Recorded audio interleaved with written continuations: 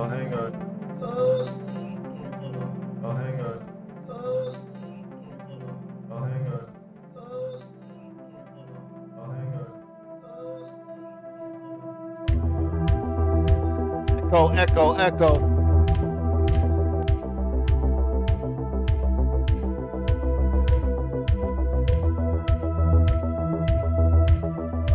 Right. Boy, everything looks good. There we go. Everything's golden.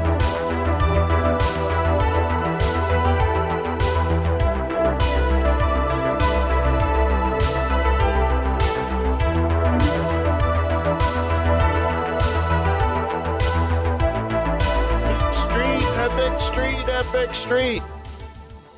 Look, I'll do the Hillary Clinton. I'll point to you. I'm pointing at you.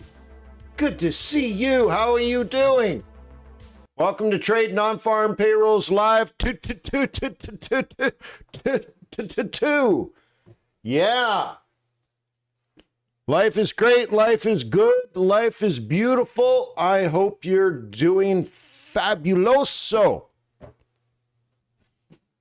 As Kamala Harris might say, joy to you.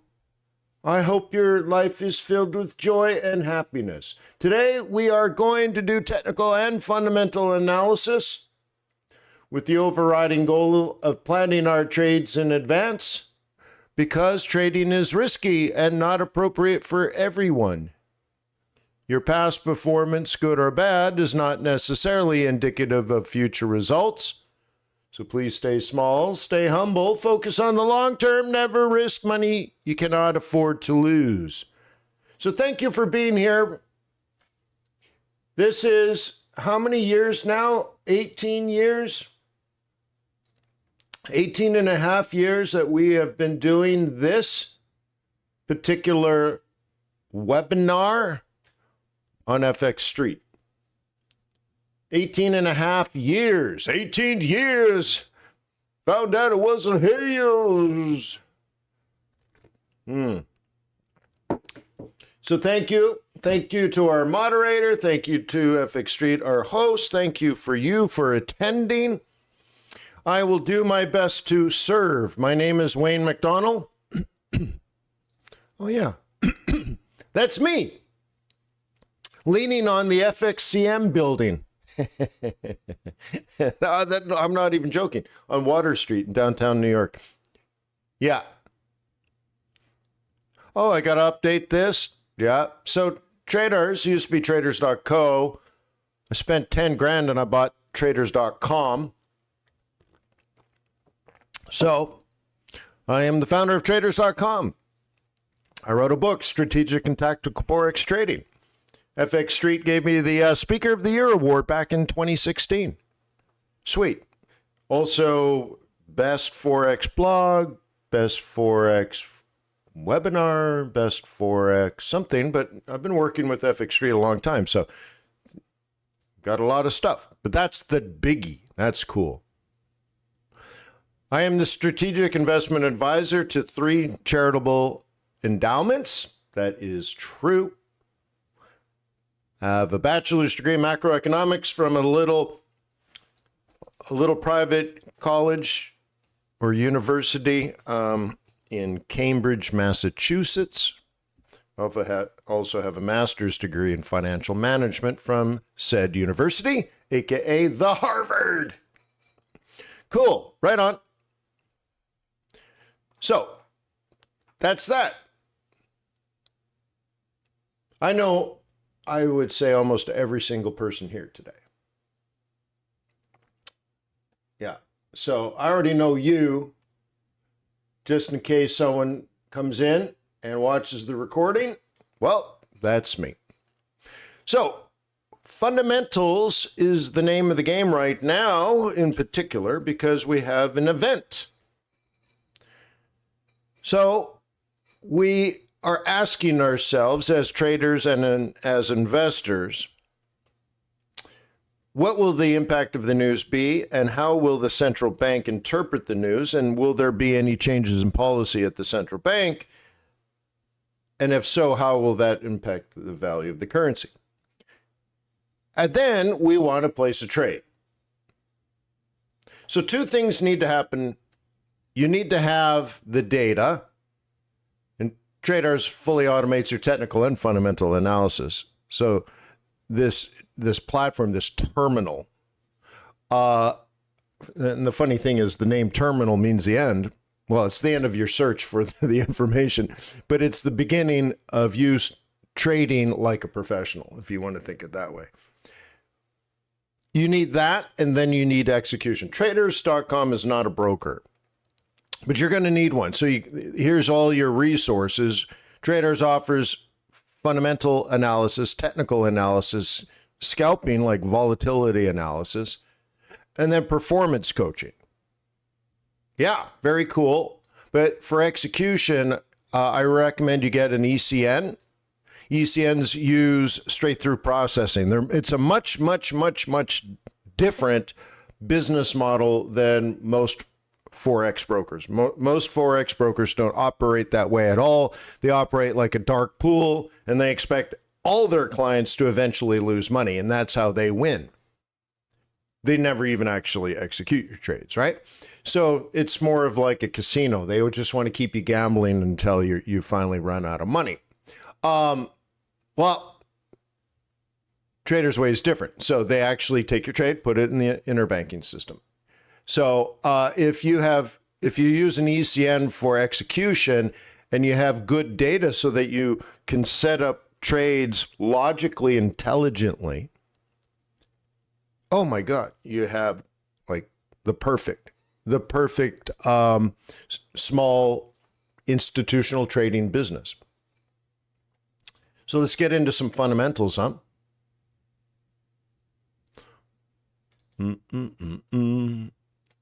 I switched browsers and I might have made a mistake. No? Okay, that's good. Okay, so we got fundamentals and we have technicals. Oh, and that reminds me, well, I guess we'll do it in a second. We'll do, yeah, hang on. We'll start with fundamentals. I was going to skip and then come back, but nah, let's just do it. All right. What Zoom am I? $1.25. I guess it's okay. All right. So anyways, if you look at the world today, it's got everything you want, right? I'm looking over here first. I want these yields to be coming down. They were 3.65, and now we're 3.85. Over the last 2 weeks, this has been climbing. Since the Fed cut interest rates have been going up, which is funny, isn't it? Topsy-turvy world. Yeah, topsy-turvy world. Ooh la la. So yields going up. That's not very good. Oil's up. Yeah, well, that makes sense if you've been following geopolitics, but also technical analysis. I mean, I spent, 2 or 3 days outlining the importance of $67 on oil technically, and we went back 2 years, I think. And sure enough, for like the 10th time, 67 held. I even said that maybe that is the break-even price for fracking, and the industry is holding price up above. Then you throw in some geopolitical, bada bing, bada boom. And total incompetence by the President of the United States also did this.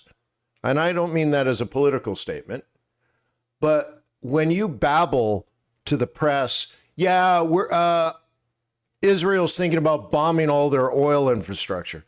Dude, what are you thinking? Dude, like, not on the clue trade. Dude, oil spikes. Yeah. Yeah. That is, it's just really shocking. Oh, really? That's important information? Yeah, dude. Yeah, that is important information.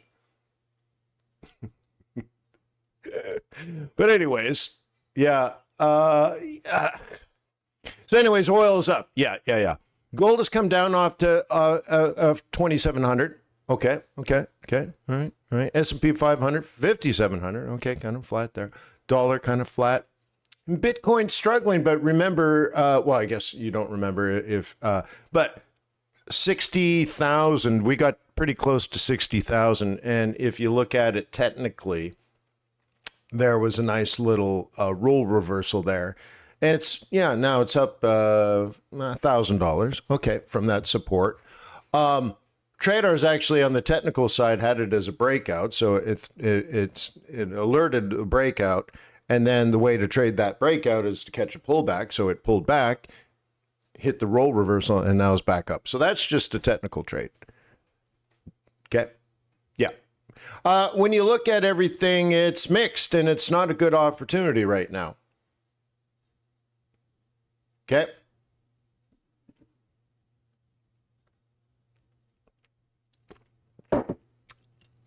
Okay, there's not a lot going on, and I'll do a deeper dive. Just so you know, though, going into NFP, when you look at different constituencies of what's happening right now, and by constituency, I mean, if you look at options traders, you look at bond traders, you look at stock traders, you look at the volatility, you look at all these different independent markets. You put them all together, nothing is happening. Okay? Nothing is happening. So you shouldn't be all fired up and degenerate gambling before non-farm payrolls. There's nothing going on. So if you see something, you're probably making it up. Euro very bearish right now. Over here on our hit list, here's the things you might be interested in buying. Now, this is based on economics. That's it. Just economics. Think of it as like it's what should be, but that doesn't mean that's what's happening. Strategy and tactics, right? There's a separation. What should be, and there is what there is. And very often in our world, they don't line up, but you have to start with a logical base. Okay, these are things that are logically bullish. These are things that are logically bearish, and looking at a lot of different things. Once again, we'll do a deeper dive. And this is the shape of the global markets right now. The last day or two, kind of flattish. And this is everything. This is FTSE, DAX, NASDAQ, Nikkei, Dow, S&P 500. Look at the correlation, though. Like, a lot of people don't understand this. The correlation amongst these global markets, you can see they seem to be very, very, very, very, very similar. So so maybe you're like, Wayne, I never track Nikkei.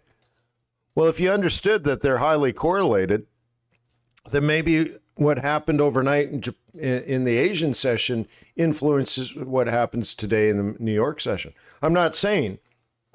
I'm just saying. All right. Long term, nothing's happening. Medium term, risk off. Right now, nothing. All right. So let's take a look at how we get to this score. When you look at 1 billion options market or options contracts, 1 billion, only a billion. I tried to get 2 billion, but that was ridiculous. So we settled for only 1 billion. I think this camera is a little off, right? Anyways, so we settled for only 1 billion. If you look at all those contracts, they are set for bearishness. They'll make money if the stock market falls. Whoa, what? Yeah. All right. VIX is up. That's also bad. S&P 500 flat. That's not good nor bad. Dollar is strong week over week. This is looking at the change in the US dollar over the last 7 days. Okay. It's up. That's bad. Gold is up. I count that as bad. Because I still think inflation's coming back. And if you believe so, you want gold. Gold is up over the last 7 days. I consider that bad. Yen is weak over the last 7 days. That's good, Baba. That's good. We have a hawkish prime minister in Japan. Ooh la la. The yield on the 10-year T-note is up. That's bad. The yield on the 2-year Treasury, what I call hot money, is up, and that is also bad. If you want to see some of that closer look, there's the money market. This is hot money now. Hot money 2-year yield is rising since September 23rd and above the 8-day average. Directionally bad, okay? And then relatively bad. This is bad. bad. Money is getting expensive in the United States. That's bad. It's not. Here's the options market. Okay. Yep. We popped up here, and now maybe we can come back around, but definitely non-directional, not good. We'll take a look at the scatter plot. Okay. Yields up, oil up. Smells inflationary to me. Okay, let's take out commodities. Okay, yield is still high. Look at Bitcoin. It's a bad day. It's only up 1.14%. We'll take that out. Okay, and still hard to see what's going on. When you analyze this chart, and I have to get my drawing tool over. Okay, when you use a scatter plot, and by the way, in statistics, so one of the classes I did at Harvard was statistics, and so I remember one project they had me analyze the manifest of the Titanic, and you know analyze it using different techniques like scatter plot. It's very interesting, right? So anyways, when you look at this data set, you're trying to decide, is there a trend inside the chaos? It looks like chaos. Now, is there a trend up? Okay, this would be logical in what we expected. Or is the trend down? See, bullish but unexpected. Bearish and unexpected, or is the trend this way? That would be helpful because at least we know the long-term move, or sorry, the long-term score versus the short-term move. So when you break this down, okay, we start with the score. These assets we look, so like pound Kiwi, Euro Kiwi. Okay, we look at the economy in New Zealand and in great detail. And then we look at the economy in Europe and we look at the economy in Great Britain and Europe and we look at them in great detail. Then we do comparative analysis between the British economy and the Australian economy, the European economy and the New Zealand economy. Comparative analysis, and then we add up a score. So for the Euro Kiwi, okay, that's the one I'm looking at, -8. We expect this asset to fall. Okay, when you look at pound Kiwi, we score that a -2. So it's doing all your fundamental analysis for you and doing it in a clear and concise way to say, okay, Euro Kiwi is probably going to fall a lot. Pound Kiwi is probably going to fall a little bit. And of course, we're updating this throughout the day, every day. And then when you do other things like, well, pound dollar should rise. It's got a score of 3. DAX has a score of 8. It should rise. So we always start with what should be. Okay? That's what you would expect logically. Now, it's not a debate. It's like that's the comparative analysis of macroeconomic data. That's what should be. That's not a debate. But that doesn't mean that's what's going on. Remember, sometimes the markets are inefficient or the markets are thinking, for example, maybe the bad news is good news because it will force a change in policy at the central bank to save the economy. And the market is always trying to be 6 to 12 months in advance, right? So it doesn't matter like necessarily what's exactly happening right this second, because things might be bad in Europe, but if the central bank is expected to slash interest rates to 0 and spur the economy or even give money away for free, well, hell's bells, 6 months from now, the economic data will be different, right? So how do you account for that? You account for that over here. And that's actually what's happened now. This is what's happening now. are these assets up now or are these assets down now? This is not long-term. This is now. This is now. This is like what's happening in the treasury market right now. And so it's long-term versus short-term. In a way, it's fundamental versus technical, if you will. You could look at a chart and see like the chart and see that treasury yields are up. Okay. And so when you add it all together, you want to look for those trends. So what do I see? No trend. So you look at this chart and it should just take 1 second and you're like, no trend.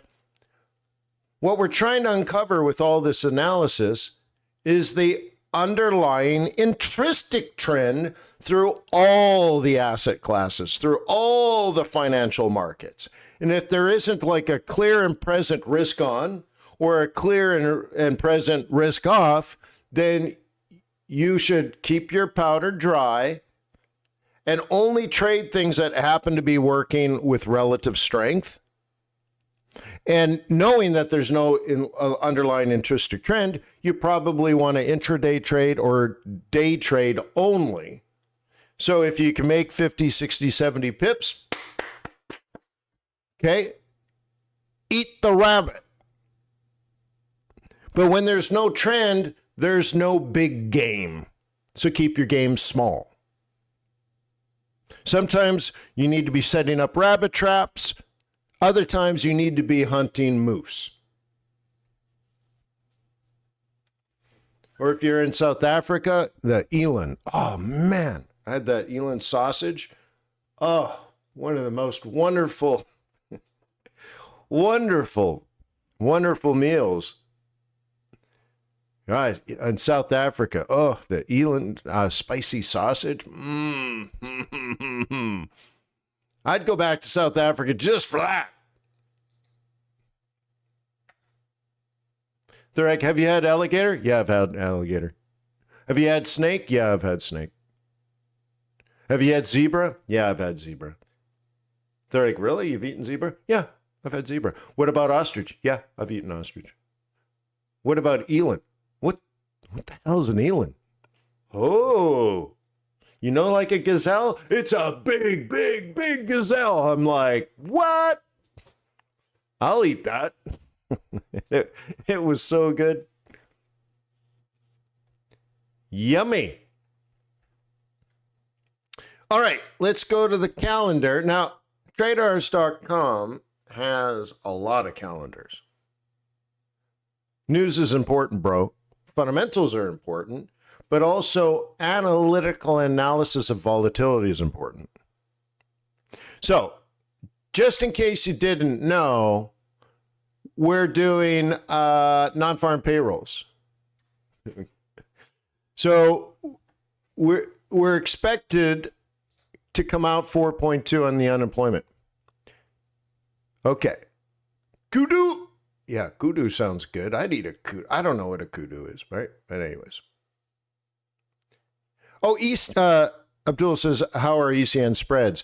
ECNs usually charge a tiny little fee instead of a spread. So the spread would be minuscule, but you pay a fee. But the thing is, then it doesn't widen, right? So it's almost like a fixed spread. It's tiny. It's one of the reasons people, Abdul, also tend to go toward an ECN. Because usually your choice is, when you open up a typical Forex account, they're like, do you want a VAR or fixed? All right, variable or fixed spread. An ECN is like, well, we're going to charge you $1 and a half a pip. That kind of thing. Now, most of the time it comes out to about the same. I wouldn't suspect an ECN would be dramatically cheaper, but in periods of volatility, it might work out better. But Abdul, what I'm talking about, I mean, the money side of it, dude, trading Forex is so cheap now. It's so cheap that money is not a problem. I mean, like traders.com is $300 a month. I used to pay $300 a month for charts and and reading commitment of traders reports and like, dude, when I started, like pound yen was 12 pips on the spread. Like, dude, everything is so cheap and easy now that money should not be the problem. The big thing, I think, is ECNs actually execute your trades on the interbanking system, and everybody else trades against you and wants you to lose. That just rubs me the wrong way. When I hire a service provider, pay them tons of money, and they are on their hands and knees praying every night that I lose, that just doesn't rub me the right way. When I have business partners, we need to have a symbiotic relationship. So that's the biggest thing, huh? Okay, so let's go back to this. We're expected to get 4.2 on the unemployment rate. What did the Fed tell us unemployment's going to be at the end of the year? It's October. By December, well, January 1st, let's say, January 1st, or the first Friday of January, we're going to get another NFP. What is the unemployment rate expected to be by then? By the way, this is not a guess. If you don't know this, you're just not on the clue train. You don't have the information, and all the information's here. It's already been told to us. It's in the summary of economic projections. Okay, let me show you. In our coaching section, see, if you don't know, you have a problem. Houston, you have a problem. Oops, I meant to go to here. No, challenges, sorry. It's right here. Read the economic, like, look at, right? So members at traders.com, they're reading the summary of economic projections, thinking about it, analyzing, and posting their thoughts. Okay, do you want to know where I get this information? Right here. The answer is 4.4. Those are interest rates. Sorry, it's a little lower. It's somewhere. It's in here anyways. PCE. Anyways, you have to go through here. It's in here. GDP. It's all here. Like, dude, if you don't know, right? Look at, here's PCE in the future.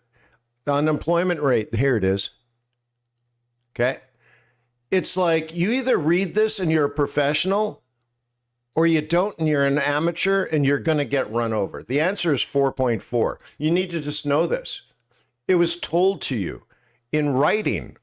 It was also in the press conference. Jay Powell said it with his lips. They expect unemployment to go to 4.4 by the end of the year. You just need to know this. Why? You need to know this. This is what you need to know. And so this is expected to come out 4.4. Don't be shocked if it comes out 4.3. Headline, great. Average earnings, we want earnings to come down. Okay, that's all great. But I told you we have multiple calendars, right? So I'll show you a couple other calendars. Just for those that are not members yet of traders.com, later today, we're going to get the update to the Commitment of Traders report to give you capital stock and capital flow data. Again, if you don't know where the money's going, how do you know what to trade? I wouldn't know what you, I don't know how you make a decision if you don't know the direction of the flow of capital. Right? Don't you think? Like if you're a Forex trader, money only changes value if money crosses a border. If the money stays inside of a border and goes around, we call that velocity. Okay, there is math in economics and finance when it comes to the velocity of money. It is important. But the value of the dollar will not change if it just goes around. Now, if an American goes to Walmart and buys a South Korean TV or a Chinese t-shirt, they're selling the dollar and buying foreign currency. That's a Forex trade. If money is going to South Korea or China, okay, the dollar weakens, and let's say the Korean won goes up because you bought a Kia or you bought a Vizio or Samsung TV, I guess it would be. Okay, boom, that's foreign exchange. So if you don't know the flow of capital, how many Samsung TVs and phones and refrigerators were bought, then you won't know if the value of the Korean won should go up or not. Now, I don't track the Korean won, but I probably should. It's a beautiful currency. Yeah, check it out. Check it out. This is the flow of capital by institutional investors. Again, if you don't know these flows, you'll never be able to pick tops and bottoms. And the same thing, like if you don't know seasonality, right? Okay. On average, when you look over the last 10 years, this is this week, next week, this month, next month. Wait, what? Yeah. Pick an asset, any asset, and we can tell you which ones are likely to move next week.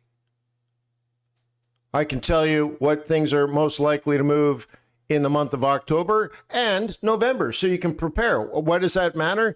Well, if you ended up buying Bitcoin at the retest of 60, you could hold it till the end of the year, bro. Bro! Not for a day. Oh, I made $1,000 on Bitcoin. That would make you a loser. If it goes up 20,000 and you were in the trade and you made one. Why? Well, you didn't know to let it run. Why don't you know? You don't have the numbers. You don't have the research. You don't have the data. You are just guessing every day. Well, guess what? You're going to guess wrong too. And it's more like treading water. So to know that you can let these winners run for weeks, oh my God, that's the difference between an amateur and a professional, right?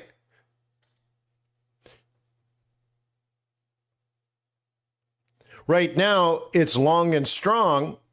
Bitcoin is up, but just barely. No change overnight. But look at this, guys. September to October to November. Oh, my God. Look. Oh, my God. Retail is 83% long, but institutions, they're not in it yet. That's why, if you're wondering, you're like, how come Bitcoin is just stuck at 60? How come we're not at 80? How come we're not? Kathy Wood said it'd be $1 million a Bitcoin by now. Why not? Institutions haven't started buying yet.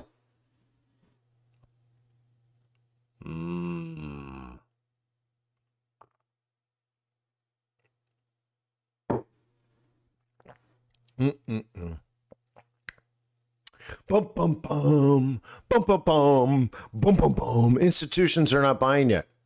How do we get this information? Commitment of Traders Report. Capital stock, capital flow. Yeah. All right, so now I got to switch gears. Okay. I got to switch gears. A couple of things I might want to point out. Here's how to organize your thoughts for every asset in the world. When you look at interest rate differentials, jobs, inflation, productivity, technical trends, seasonality, retail sentiment, institutional sentiment, this is how we get all our scores. And then we organize things by score, things that we love to consider buying and things we love to consider selling. And they change all the time. Every day, this is all constantly changing. Cool. So that's one way to organize your thoughts. Again, this is quantitative analysis of macroeconomics and then comparative analysis of macroeconomics to get that score. Logical, intelligent, doesn't mean that that's what's going to happen, but at least you can say, I'm going to go to my charts and look to sell these if the opportunity arises technically, or I'm going to go to my charts and I'm going to analyze these as a bull, and if an opportunity arises, I'm going to buy. Everything else is not worth your time. You're probably staring at the wrong currency pair. And you're like, but Wayne, Euro USD is my favorite. Yeah, well, that's dumb. Quantitatively.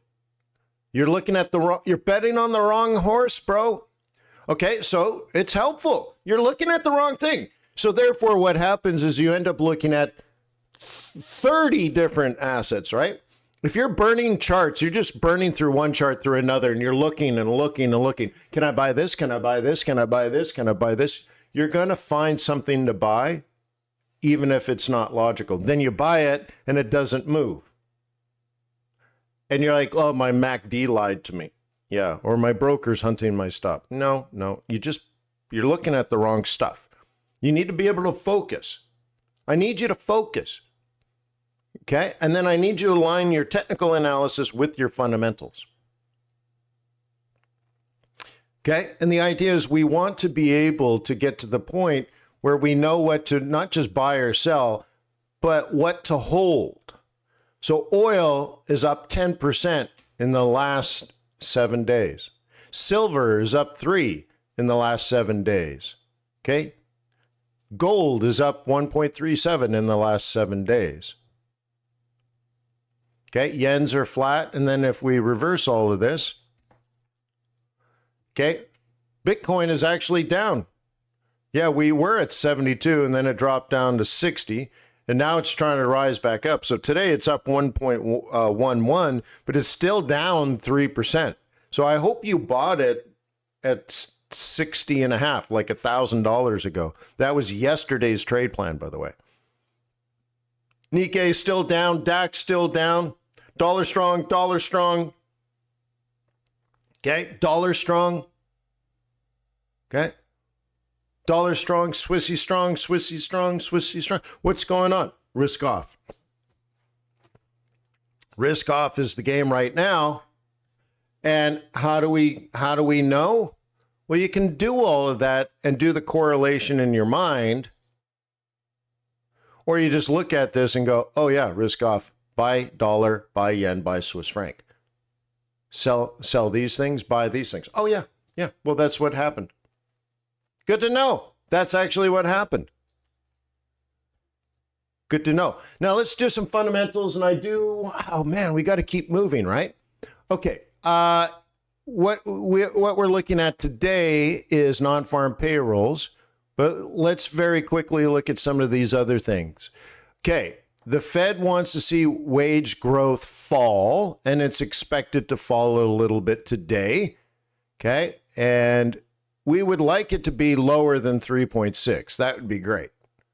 A 3.6 or lower, even if it's 3.6, that's great. 3.5, even better. But I just want you to know that you can put this into context and understand what the numbers mean. Okay? Cool. Now, then we go to the unemployment rate. 4.2 is expected, but we also believe in the next 2 or 3 reports that we'll be at 4.4. And if you put this into perspective, okay, you can start to see that that we're bringing it right back from where we were. Okay, overemployment, normal employment, and with unemployment rising, wages are likely to fall. Cool, nice to have all this. Do you like the fact that this is a database and not just an image of a chart? You can manipulate this and get the data for yourself. Yeah, it's impressive. Okay, looking at the job openings, a big pop. Uh-oh, that's a warning sign to the Fed. Okay, go back to employment, weekly claims. Okay, so sometimes what gets reported is like the 4-week average. Okay. 4-week average 224. Okay. The red is the revision, so we're below 220. But remember, the Fed, if you expect non-farm payrolls to be low, you would expect these to be high. But we have a 3-week trend of better than expected, which is not wanted. That points to a higher non-farm payrolls. Whoa, what? So we'll look at NFP. Okay. And what does FXStreet have as the headline number? Does anybody have it? Okay. But it seems to me, you know, I don't know. NFPs have been coming down, but weekly is not. No, it's different math.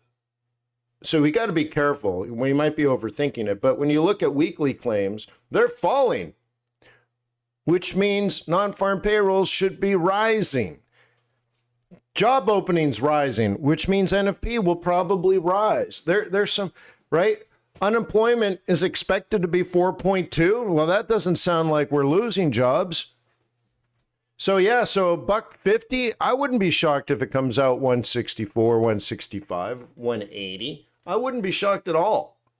It's kind of what the data says. Okay. Cool. Let's go technical.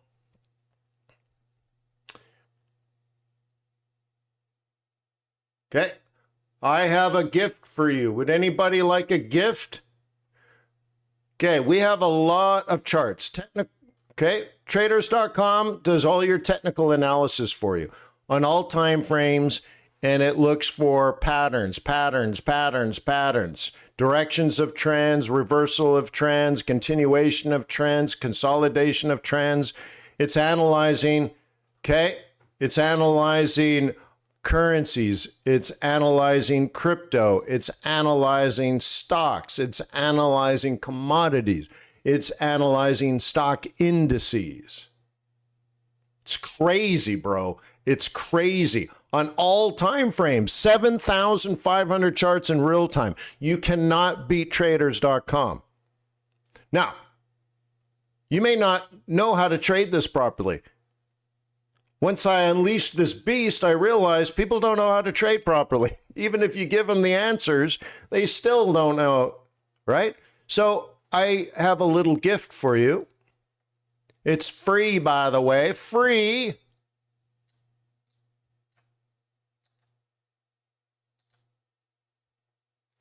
Okay, let me post this. Okay,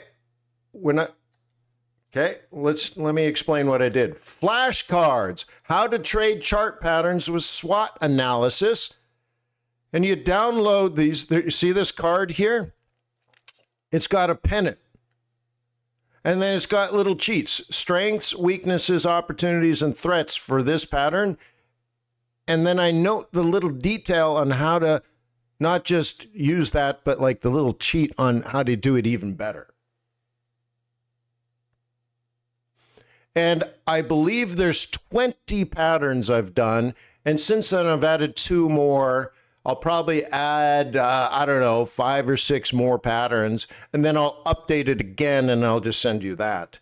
But you download it, and you print it, and then you can cut them out, like flashcards. Okay?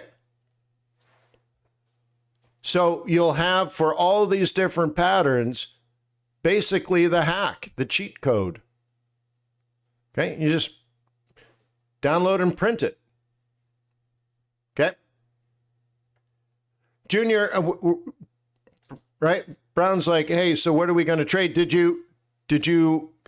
Were you there for the fundamental side? So I already gave you a hit list. Okay.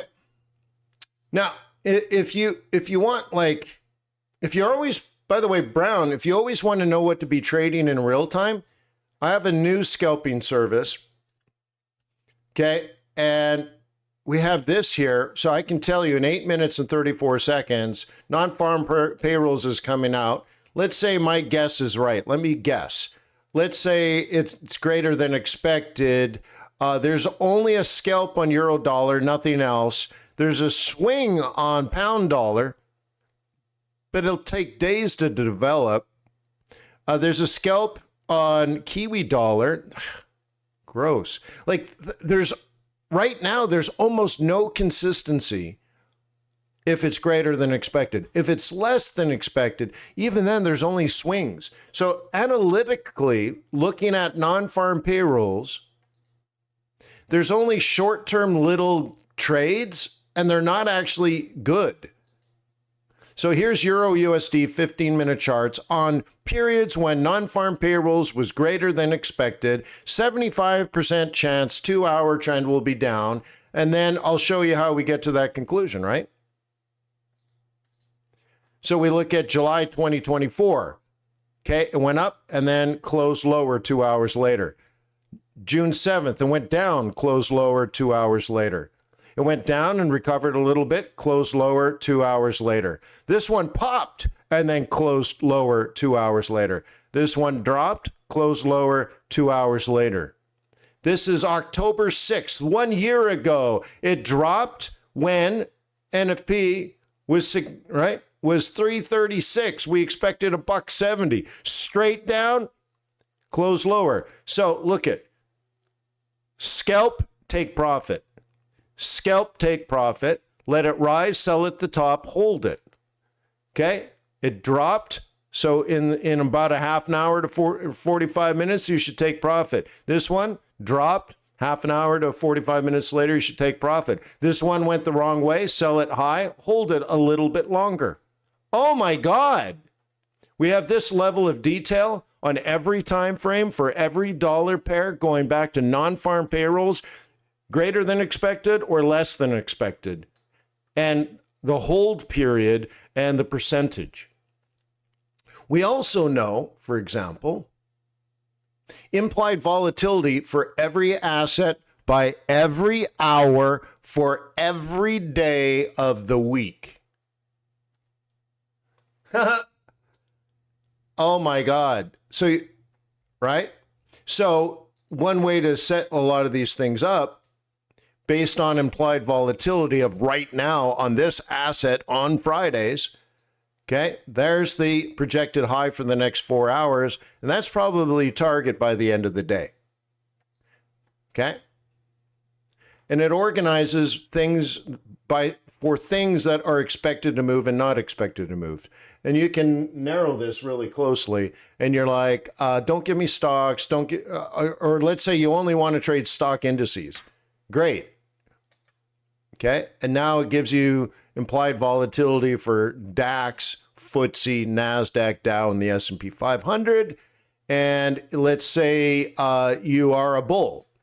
Okay, you missed the buying opportunity right here based on the 4-hour low. You see that? Implied volatility. Now, if you're a bear, this is where all your orders are going to be. Bears are going to sell here at 57.50. Okay, that's what a bear is going to do. So you might have a spike and then a low close.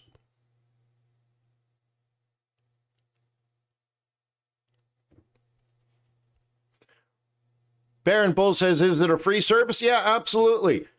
After you pay the $300 per month, then every month, then it's free after that. No, what do you mean free? Do you understand if you had $1 million, you couldn't build this? No, it's not free, bro. But let me think about it. No. Okay, so let's go back to the technicals because we have about 4 minutes until then, till the launch. I just want to show you, like, these are patterns that are in play, but obviously news is going to come out and it's going to be all about the volatility, right? And the volatility can destroy all of this stuff. So right now, I don't even care about the technical radars. The fundamental radars we went through, super ridiculously important because we understand the context of the number and the impact of the number, and we translate that into what the central banks may or may not do. Okay? Yeah. And so right now, the biggest thing is our news radar, and that's telling us if it's greater than expected. Oops, can you believe that? My charts are off.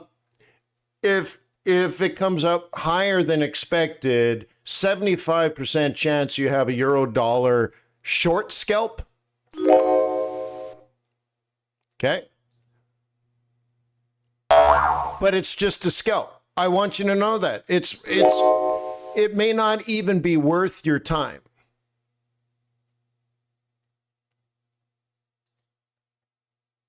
Okay? It may not even be worth your time. I'm just going to clear this out and put something very, very, very basic. I'm going to put a very basic thing here because we're just doing the vol here. It's not a trend, it's a vol. Just remember, this is a high volatility event-driven strategy.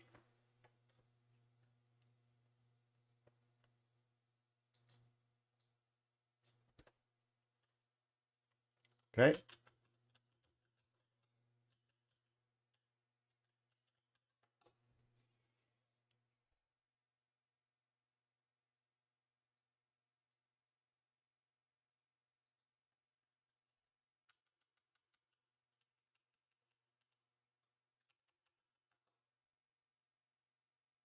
Okay, and we're measuring Fibonacci's. Remember, bears are going to measure it this way, and bulls are measuring it different, and everything else is volatility. Okay?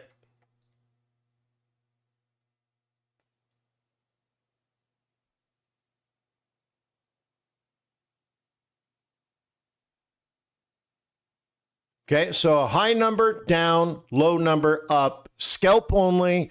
If you can pick up 25, 30 pips, you're golden. Otherwise, it's probably just not that interesting.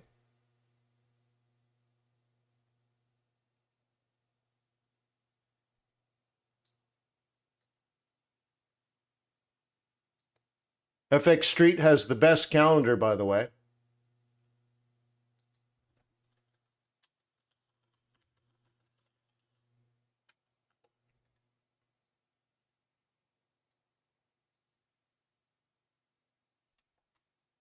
One minute remaining. I'll leave with US non-farm payrolls. Oh.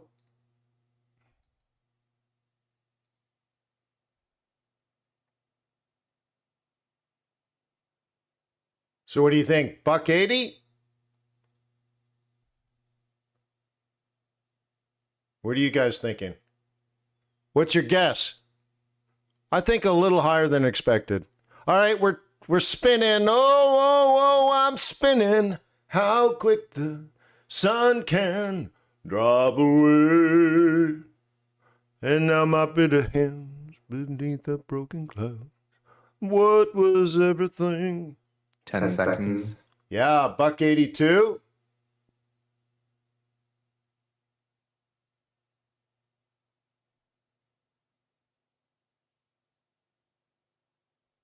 Haha. 254K, 254K, higher than forecast, 150K. Haha. Haha. Oh my God, we nailed it, dude. Dude, we nailed it. The Fed's not going to be able to cut. Oh my God, it's so horrible. Isn't it wonderful? Yeah. Cool. Stock market's probably not going to like this today. Guess what? If you're in my Council of Investment Advisors, we meet on Monday, and it'll probably be the buy the bit dip day. So yeah, let the stock market come down, bloodbath, blood in the street, flush with cash, ready to buy.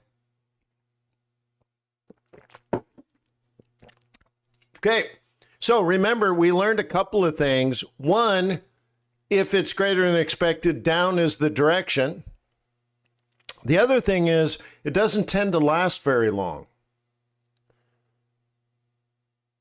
Okay, it doesn't tend to last long. You maybe get, I'd say on average, 2 15-minute candles. Maybe. Okay, now get ready for the flip side. I guess we got to go back to the one. Sorry, I messed this up. Why is it doing this? Okay. Remember the high volatility event-driven strategy that I've taught everybody on FXStreet for the last 20 years. Okay. Typically, you look for retracements back there. That's a little tricky on this one because it's such a big move. So there's like one up there and one up there. Okay. I'm not looking at pivot points. I'm not looking at anything. This is just a high volatility event driven strategy. So two things. We learned down, and we learned you probably are going to take profit soon. It's a scalp. Remember, we only looked at situations in which, well, why don't I just show it again? We looked at situations in which, okay, oops, the number came out as greater than expected. So notice that we don't have the less than expected news anymore. You notice that traders.com has removed the useless information, and now we only have reality. It came out greater than expected. And when we looked at euro dollar specifically, 75% of the time in this particular situation for this particular news event, it was a short-term scalp. And then we went here. We can draw the following conclusions: that we expect Euro USD based on 12 non-farm payrolls in the United States, 75% chance the 2-hour will be down if the actual is greater than 140. That happened, boom. So then you open up the charts, and they're just short-term skippity scalps. The closest one is when we expected 170 and we came out 336. But even then, look at this. The lowest low is achieved in the second 15-minute candle. You see? So even then, we have the data to say, even in extraordinary situations like last October, by the way, I wonder if it has something to do with October, huh? But based on what happened over the last year, but in particular, the closest, what do you call it? Analogous? Anyways, the closest similarity is 1 year ago, and even then, it was just a skippity scalp. Okay. So the reason I'm staying away from this, the technical radars, is that this is all based on the patterns that were occurring before the news. It's not guessing. It's not using a neural network to figure out the future. No, it just sees patterns. And now we could just blow the doors and break all these patterns. Okay? Or not. But the thing is, that's why I didn't want to spend a lot of time on like, this is what's been happening if that event was coming out. So, you know, this will be super important to you on Monday. Oh my God. Okay. Yeah. Oh my Lord. It should be really good by Monday.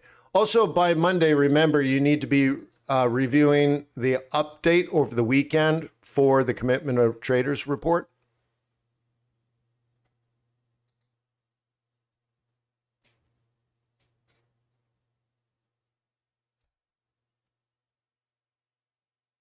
And you get that here under positioning. That's also very, very important. Now, it's not going to incorporate this non-farm payrolls. Okay? But this report gets updated by the Commodities Futures Trading Commission. Let me show you what it looks like. This is what I did 20 years ago. cftc.gov. And you go to Commitment of Traders, and then you go to Financial, okay, and Futures Only. And this is what you do. This is it. This is updated every Friday at the close. And I used to download this as a spreadsheet. And I would go through this, and it would take me hours and hours and hours. So you like British pound. Okay, 6,622 long, 97,720 short. By Okay, dealers. I don't want that. How about like asset managers or hedge funds? Okay, well, you could look at this data and you're like, okay, well, 100,000 contracts long the pound by hedge funds. Ooh. 38,500 contracts short the British pound. So a 60-40 split by hedge funds. Ooh, interesting. Now the change is week over week. Not only is it bullish, but it's become more bullish. 17,581 new contracts by hedge funds went long the British pound last week, and the bears were mild, but the bulls were aggressive. Oh, so I would write all that down.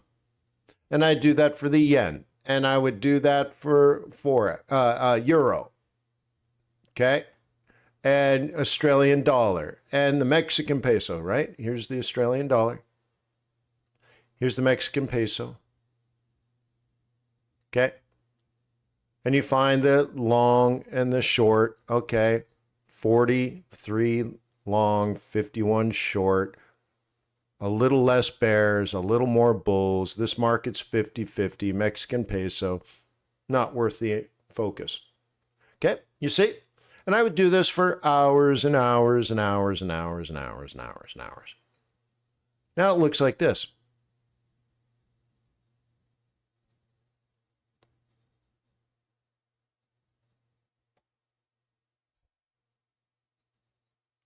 Huh? Gorgeous. Aussie dollar, 47% long, 53% short. But became more bullish and less bearish for a relative net change week over week by 10%. Oh, good to know. Yeah. So anyways, this gets updated and you should be doing this over the weekend. Okay? Oh, you're an amateur.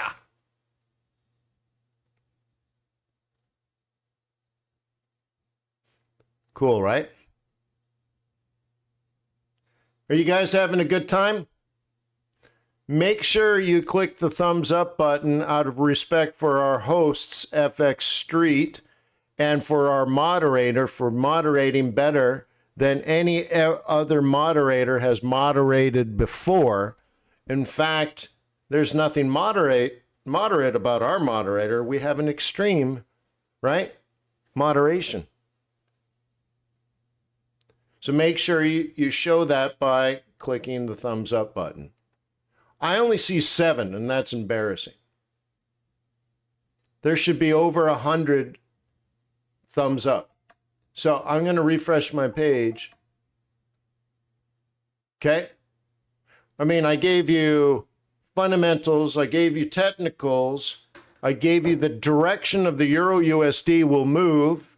I guessed that it would be higher. I told you how I got my guesses. I showed you everything. I gave you a free download of 20 different trading patterns and how to trade them. And you didn't click the thumbs up button. Your mother would be embarrassed.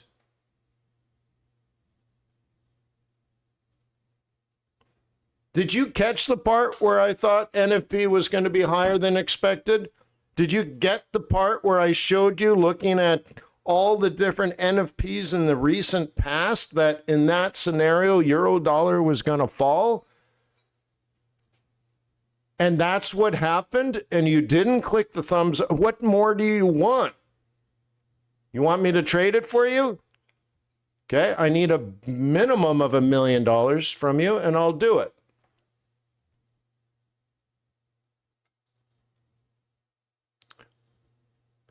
Okay. Look at this. We also have seen in the first 30 minutes, you usually print a bottom. Once again, direction. Well, headline, our research gave us knowledge that the headline was going to be greater than expected. That's the fundamental side. Our research showed us the 75% of the time the euro dollar falls. And then third, that the price action only sticks for maybe a half an hour.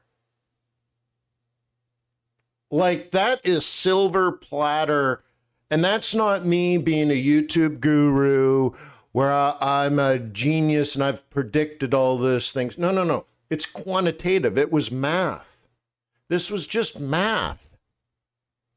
Remove all the randomness from your trading. Stop being an amateur. You do not need to be an amateur. It's that those days are over. Uninformed, random trading, trading what you think, what you feel, what you guess, what you like is over. And by the way, I said that like Trump, huh? Like?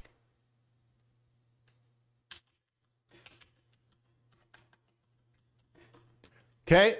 Randomness has been removed. Every single trade you're going to take now is going to make fundamental and technical sense.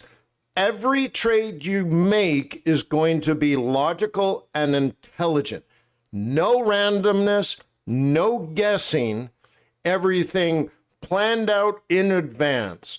How do you think you're going to feel versus the opposite, chaos? Imagine you felt like you were in control of what you're doing. How will you feel as a trader?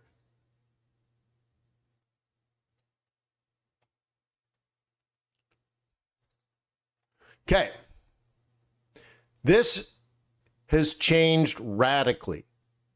A week and a half ago, for some reason, half the market thought the Fed was going to cut 50 basis points, which is just flat out dumb. Why? The Fed already told us they're not going to do that. They told us verbally. They told us through the summary of economic projections. I have it plotted at TradeRs. Okay? Yeah, so I'll show you where to find that. Central banks.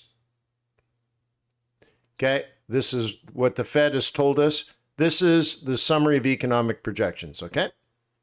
Cool. So I have it all plotted out. Okay, look it.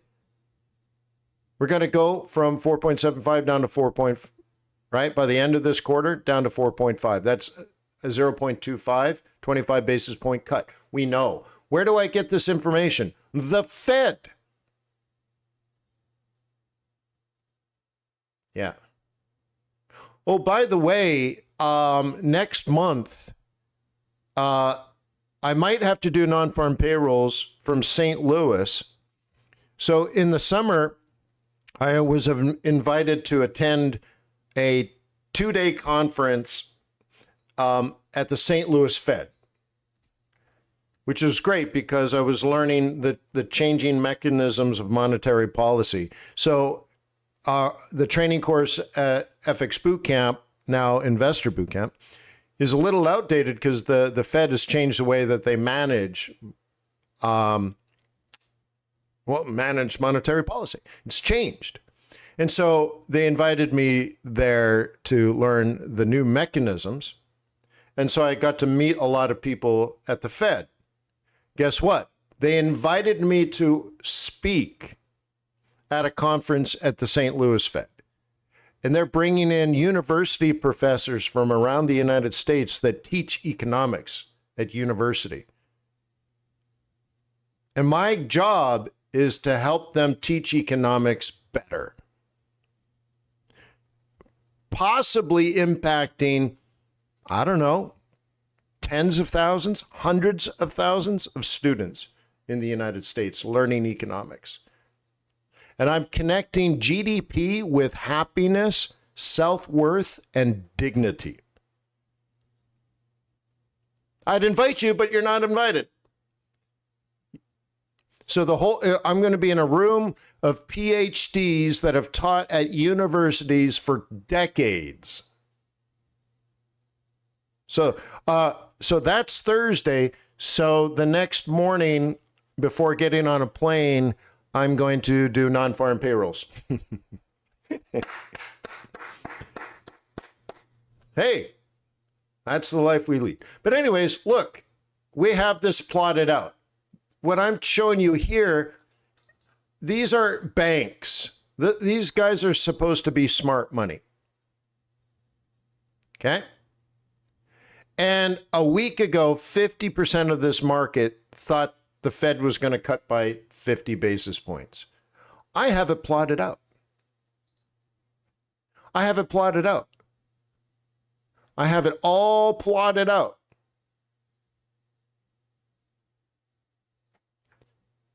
Because we pull this data from the Fed. Let me say it again. We pull this data from the Fed. We know the facts.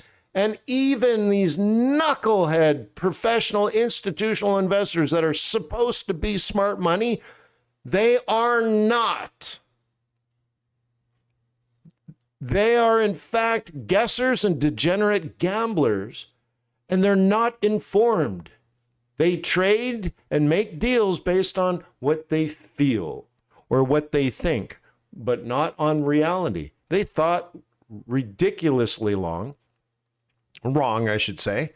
And now this has gone from 50 to 30, now down to 12. Yesterday it was 30. Now, right, 32 yesterday. Now it's 12. And there's 0% chance the Fed's going to cut by 50 basis points. This is going to swing this way.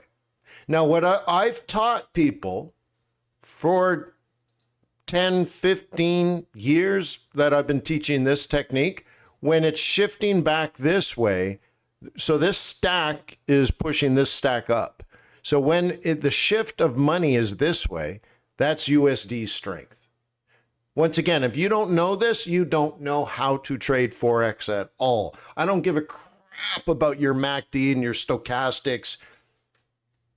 Okay? I don't care about your Gartley pattern. Whatever you trade, whatever your guru does, if you don't understand these concepts of flow of capital, you just don't understand Forex. The rest is after. Okay, once you understand this, then you go to your charts and then you do technical analysis. I love technical analysis. But if you don't understand how the market works, you're either a victim or an innocent bystander, but you will not succeed. Because you don't know why the market's moving. You're always reactive and you're a guesser and you're probably betting on the wrong thing. You see, like, I want you to have the knowledge. I want you to be lifted up and supported with a base of facts. I want you to know everything. Okay?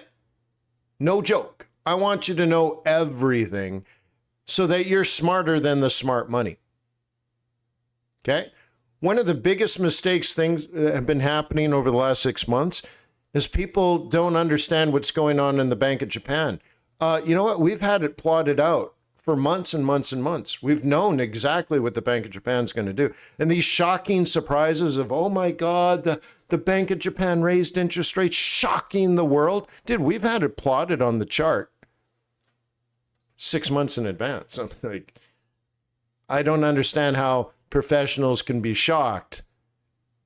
If you're shocked, you're not a professional. Amazing, right? All right. Hey, by the way, a couple of shout outs here. Starting on Monday at traders.com, all members have access to a new webinar. So today we have a simulation training.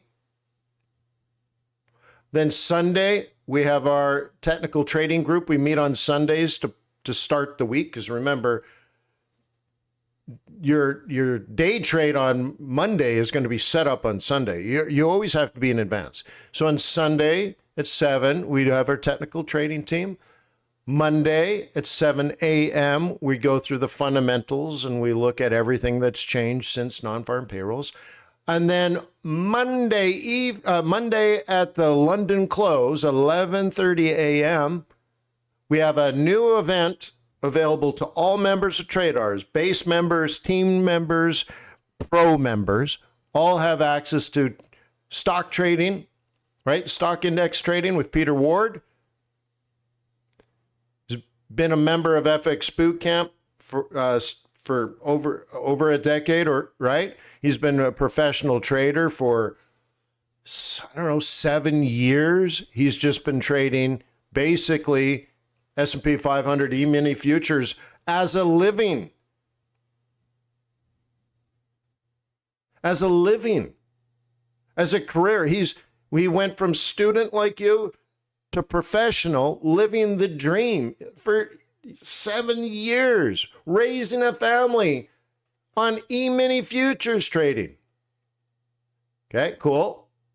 Then the next one will be at 4, technical trading team meeting, and then the fundamental trading team meets the next morning. And then a new weekly webinar, price action trading with David Pegler. Been with FX Bootcamp since nearly the very, very beginning, probably 2005, I think it was. Could have been a little sooner than that. Has been a regular speaker at FXStreet. Has been a professional trader for a decade. Yeah, once again, living the dream. And by the way, one of the best coaches and best human beings you'll ever meet. So that's starting. It's all about price action every Tuesday and available to all members of traders.com. Base members, team members, pro members. Oh my God. Oh my God. Oh my God. Compliments of the firm, everybody. So these guys were students like you, learning how to trade, and now they're familiar with the way that I trade. They trade the way I trade. So they learned from me, and now they've spent years and years and years and years and years as professional traders, and they want to come back and ensure that you do the same. So you will see how they trade. They're coming here to show you how they trade. So it's not just me. Now you're learning from others how to do it. Cool, right? Yes. So look at all this stuff. Simulating trading. The simulation trading is so good because you're going to learn how to set things up in advance. Like, oh my God, this is so good. So not just good platform. Yeah, traders.com. Good software. Good software. Yeah, I like it. Good software. Oh my God, so much better than that, huh? I want to see if this volatility has created other scalps. I don't suspect so. So if I go to the scalping radar, I think this is still left over pre-news, but it could change pretty quickly because these are live charts, by the way. These are live. These are not images. These are all live charts. You can just sit here and watch these charts. They update. So like pound cat, I can see has broken, but that's not a good trade yet. Oh, yeah, I have to explain this. Did you know that? Okay, it's showing you an up arrow. This is showing you an up arrow. So you buy, right? Wrong. You don't know how to trade patterns. Oh, my God. You think you know. You're like, that's how you trade a triangle. No, it's not. Oh, look, a green arrow. That means buy, right? No, it doesn't. Oh my God, you don't know how to trade patterns. That means sell, right? No, it does not. No, it does not. Let's go to some of the main ones. Those are just scalps. Check this out. Oh, monster move here. Oh my God, look at these monster moves. Interesting. Like you don't see gaps like that. Oh my God, that's crazy. Okay, Swissy yen, that means up, right? No. Does this mean up? No, not really. Does this mean down? Yes. So, whoa. I need to go back. Where is the page? Did I put it here? Yeah. You don't know how to trade these patterns properly. I'm telling you. You think you do. Maybe you got some of them right, but I'm telling you. Okay, that's free. Just download them. So you get like 20 of these and how to trade these patterns. They're little flashcards so you can remember. Okay? So you were taught. I know what you were taught. Some guru read a guru's book, and that guru read a guru's book, and another guru read another guru's book. And eventually, right, you just get book after book after book after book of people that don't know how to trade, teaching other people that don't know how to trade. And guess what? You get common sense. So you were taught this. That's not how to trade it. It's not incorrect, but that's not how you trade it. You think you know, but most of you have been taught by people that don't know how to trade.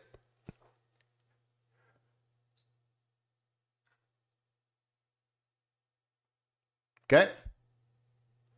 I heard a guru the other day bragging that he has over 5 years of trading experience. I'm like, son, I spent 5 years at Harvard and it was nothing. I'm like, you don't know jack. Okay? So anyways, yeah.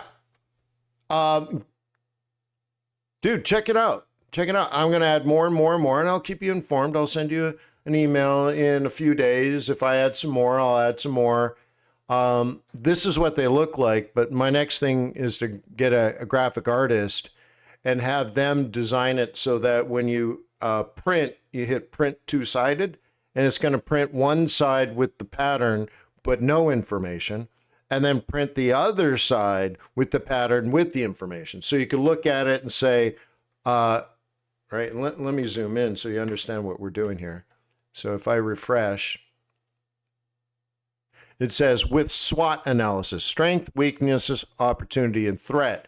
So I break it down, how to trade this pattern, strength, weakness, opportunity, and threat. And some of them have special notes because some of them are a little bit complicated. Okay? Because when you go to like, some of these are actually quite complicated. So let me go to settings. We'll look at all Forex stuff. Okay. And by the way, everybody, ASX 200 has been added. We got that horrible symbol removed. But ASX 200, yep. Let me show you how things can get complicated. Okay. Let's look at Fibonacci patterns, AKA Gartley's and butterflies and bats and all that kind of stuff. Now, these are a weakness for me because I don't trade Gartley's. I have no problems with ABCDs, 1, 2, 3s, and all that. Okay, that's great. That's just basic trend trading. So that's fine. Okay, but what I personally miss is butterflies and Gartley's because I'm not that type of trader. And so you might think you know how to trade this, but chances are you don't.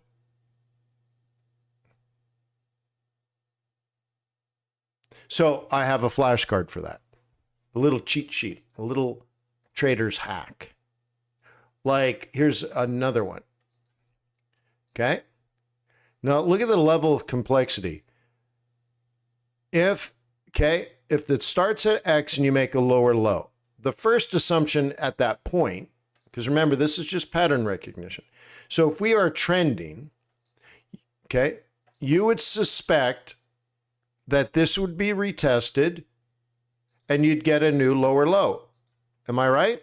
If X to A, then you're going to say A to B, B to C. But what if it doesn't occur that way?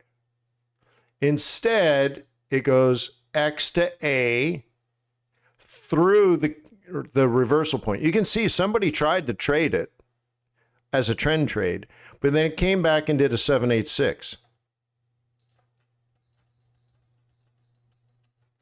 Oh, and X is higher than A. Now, looking at the angles of these things, and that's the part I don't really like that much. Okay, then you kind of have the the B to C, and then I know it's complicated, right? And now you're doing this. Now, C goes to here. And if you're going to do the bullish move, you go C to pink dot, which is, 213, and take profit. But if you're a bear, you're going to then sell. And there's a higher probability based on this pattern that not only does it sell, make a Fibonacci retracement, that the actual whole thing reverses. So there's, delete. Okay, there's these, right? So some people are going to look at it like this. Okay. And shorter term traders may look at it differently, at least on the short term, and trade that. And I want you to understand what's going on here and knowing the key prices where your opportunities are. So if you're a bull, this might be an opportunity. But for bulls, the threat is that once you get here, the probability of a straight up reversal is significantly higher.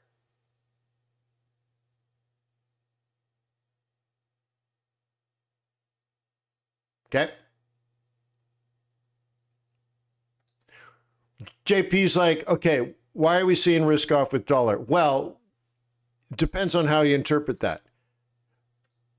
The reason I showed you the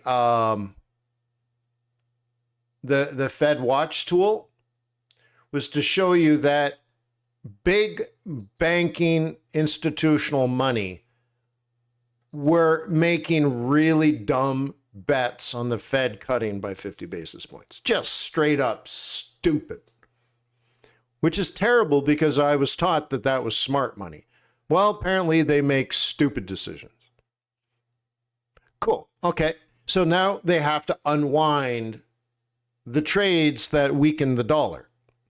So when they exit their dollar shorts, it makes the market look long. Dollar. And then which means euro dollar down. Okay, fine.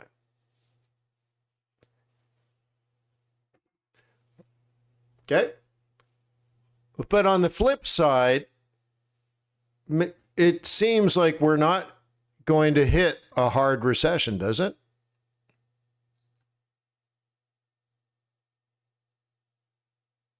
So this is good. We're not going to go into recession.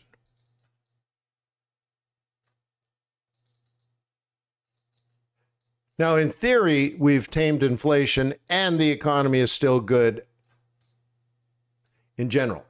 Okay? So there's two things. There's money in the market.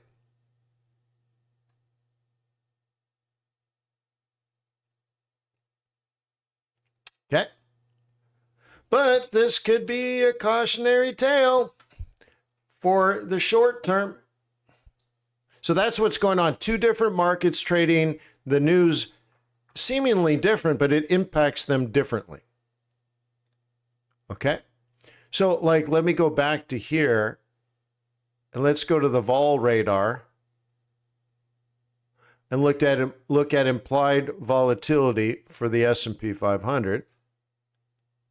And we are coming up to a short zone. Oh, oh, oh, oh, oh, oh, oh, oh, oh, oh, oh.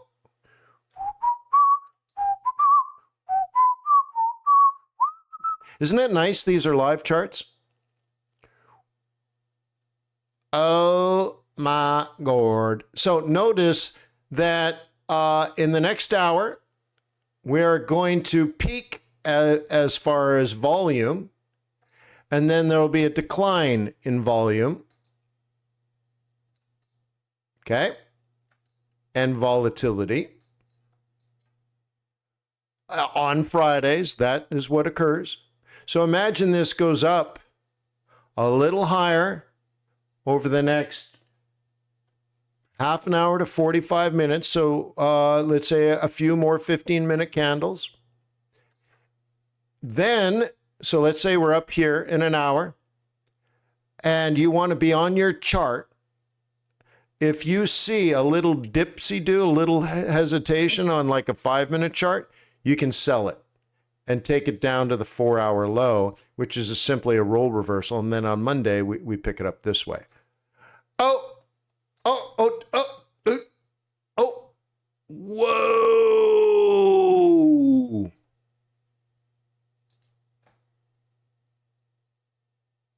Okay.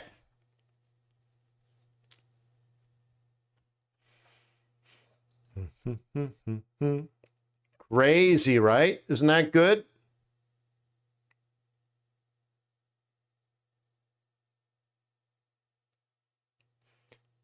So the question is, what about ASX?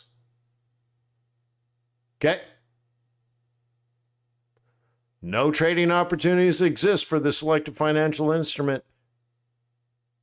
Yeah, that's it. It's not a good time to trade ASX. Just that's it. You don't do it.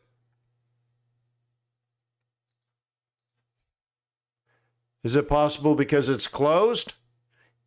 Could be a rabbit, could be. Yeah, you guys digging this? I'm having fun. We're getting ready for the stock market to open.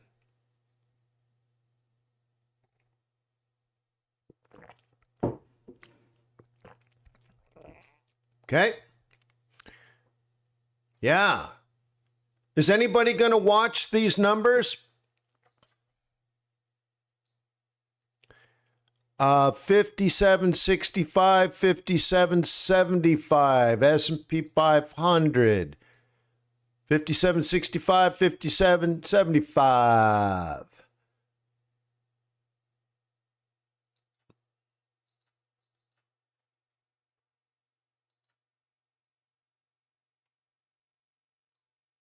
I wonder if I can do it this way. Can I actually grab it here? 57. No, didn't think so. Oh, but we have it here, don't we? Will it let me go? This one. 57, 59. Oh, nice. Look at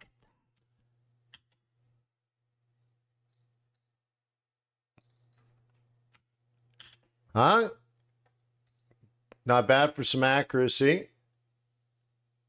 And then we go to the next part. Oh, I grabbed the wrong one. Shoot, that's not the one I want. I want 4 hour. I prefer 4 hours. So 5713 is the first one. My bad.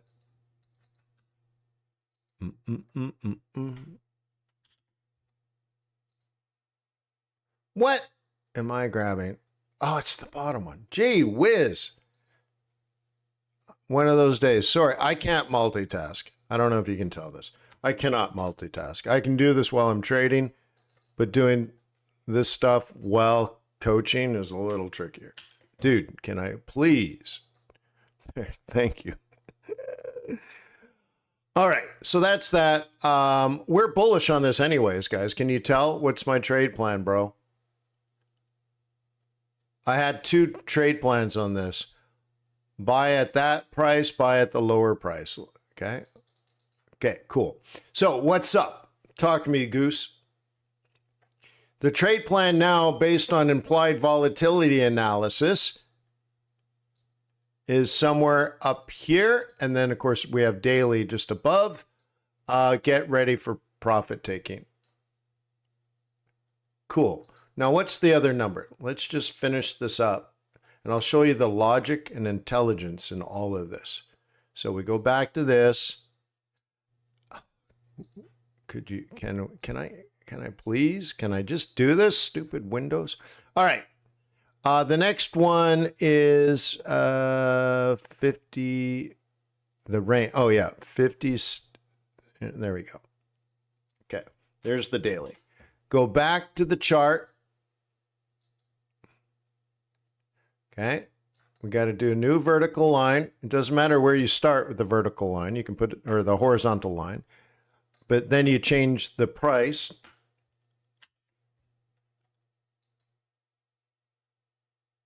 No, I didn't do that right either. What the heck? me double check.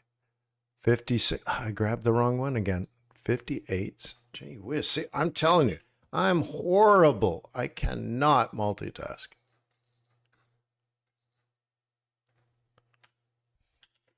But I can do one thing really, really good. All right. Cool. So here we are. When price at this time of day, I have to stress, this isn't just the 4-hour chart. Let me go back to this. This is not the 4-hour chart. This is every 15-minute rolling 4 hours. It's updating, updating, updating, updating, updating, updating, updating, updating. So it's not on a 4-hour chart. It's a rolling 4-hour. And having looked at this hour of the day on Fridays for the S&P 500 going back 6 months, in this hour of the day and then combine next hour of the day, we often top out at that top range, which is here. So there is a small possibility, aka it's plausible, okay, that there could be what? Well, someone's going to buy a roll reversal. Someone's going to buy a dip. Cool. And if you find yourself up here in the near future, this is where you start to take profit. Now, where I come from, we call that R1 and M4. So it's not illogical. Around those numbers, you can expect some profit taking. And it's not looking at pivot points. It's looking at this time of day, every this time of day on this day of the week. It's crazy that we have this kind of data for every asset that is interesting to trade. Like, check this out. You want some more data? Let me get some data. Huh? That is the yield on the 10-year T-note. Okay? Sorry, the price. I'm sorry, that's the price. The price on the 10-year T-note. Yields are skyrocketing. Bonds are getting crushed. How's Apple doing? Oh, right off the buy zone. How's Microsoft doing? Middle range pass. How's Amazon doing? Middle range pass. You like Chevron? Tight. Exxon? Tight. Visa? Middle range. Google? Okay. These markets haven't opened yet. All this is saying is, yeah, this is a good time to trade stocks. Really? The stock market open? Not that surprising. But my God, that is devastating, huh? Yeah. And check this out. Bond traders have a different volume peak than stock traders.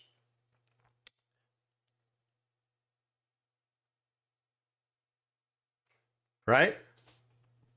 Just insanity.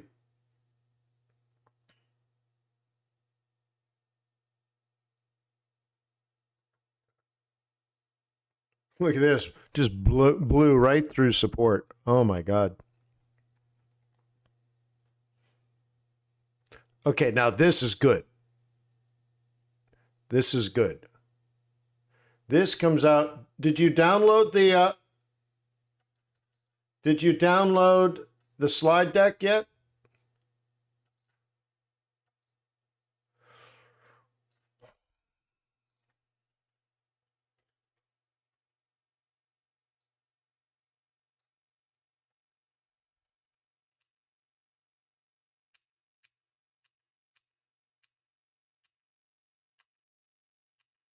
Wonder if we have an exact version. If not,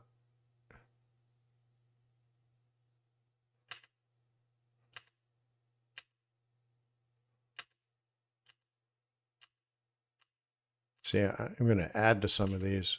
Yeah, I need to add to some of these. Okay. Here's what I teach over and over and over and over and over again. Okay.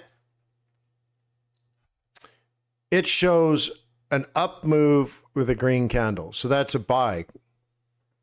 Is that right or is that wrong?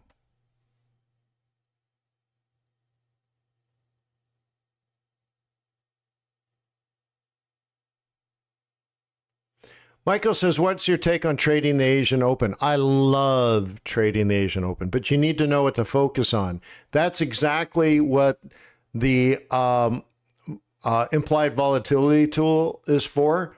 It'll tell you what to look at on that hour of that day. Oh, you should not avoid it. I love trading Asia. Let's go back to this. There's a green target and a green arrow, so that means up. Is that correct? Well, let's break this down. Okay, strength, weakness, opportunity, and threat. Does this pattern show strength or weakness?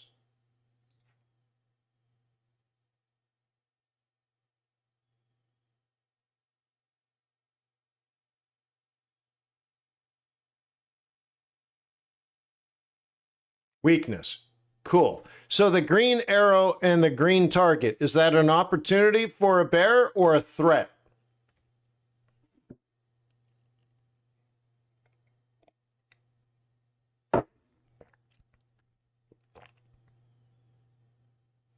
It's a threat. So how do you trade this pattern? Okay. Sell. Now, the thing is, if it breaks out and then it pulls back, then it might do this, and that's bullish, but it hasn't happened yet. So if it does, so let me zoom in. I know it's hard to see. Let me open a new tab. Okay. So if you're a bull, what you're supposed to do is let it break, let it pull back, and then you can, if it offers you the opportunity, okay, you go long. But you have to understand it's not bullish yet. This is reckless endangerment of your money. So it's not bullish. There's a green arrow and a green, right? No, that's if it breaks out, then. But if you understand patterns properly, okay, this is a sell high roll reversal. Simple. But if it breaks, that's a true threat to bears. But you'd have to be completely deranged to buy a down channel. So you have to understand what it's telling you. There's a threat. It drew that threat when price actually broke above the trend line. It is a threat. It's real. That's real and present danger for bears. Oh my God. It might reverse. Now, if it kicked off the higher one, even more so. And what you probably want to do is connect it off that, right? But that hadn't happened yet. That's not the opportunity. It might be an opportunity now. I don't know. Okay. But if you don't make a higher high, you're a bear. RSI kicking off the top. Dude, this is bearish all day long. So you have to understand patterns. Okay. If you just simply look at it and go, green arrow, I guess that means I buy. Dude, come on. I mean, dude, you're smarter than that. You have a brain, I'm pretty sure. You just have to learn how to do trading correctly. Looking at this and going, gray arrow up, I guess I buy. No. Okay. Rising wedge. Let's do this one.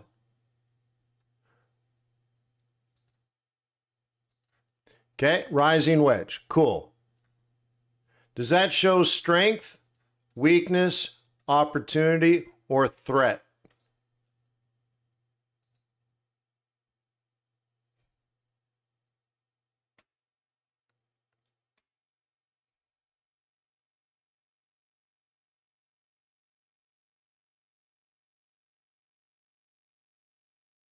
It's strength, guys. It's a rising wedge.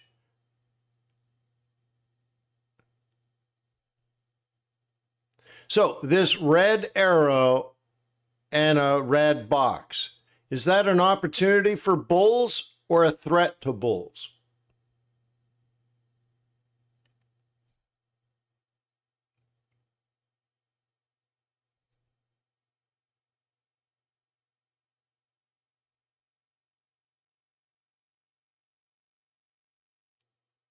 This is a threat to bulls.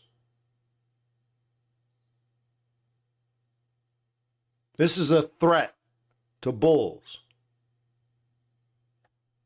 Because if that happens, okay, I'm trying to get that straight. If that happens, we will have a new lower low, and lower lows do not exist in an uptrend.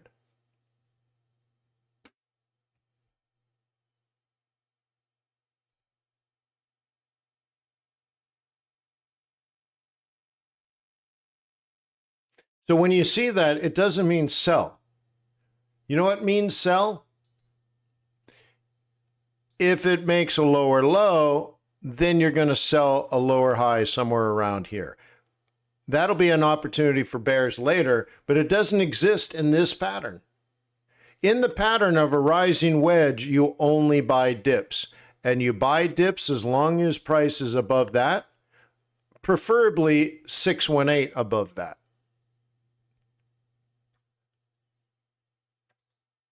Now, look, news may have changed it, right?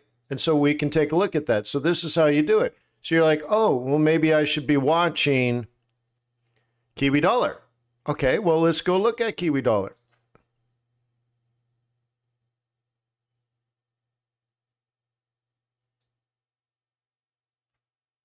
Okay, cool. And do you think the news might have changed things? Yeah. Okay, cool. So one of the things, let me just clear this out. I don't want you focused on the pivots, but I can guess where this is likely to bounce. But let's just do really clean and simple. And we probably need to be measuring from here to here. Yeah, it's already getting nasty. 786, we're probably on it right now. Okay. What matters in technical analysis is measuring these things. So if it gets down to here, then your response to the situation changes. So, right, the next move is likely to be here. Now, this is where Gartley's form. So we have analyzed this using Fibonacci, but bears are going to analyze this using Fibonacci. So let's say there's 100% pullback. Now we're going to look at that.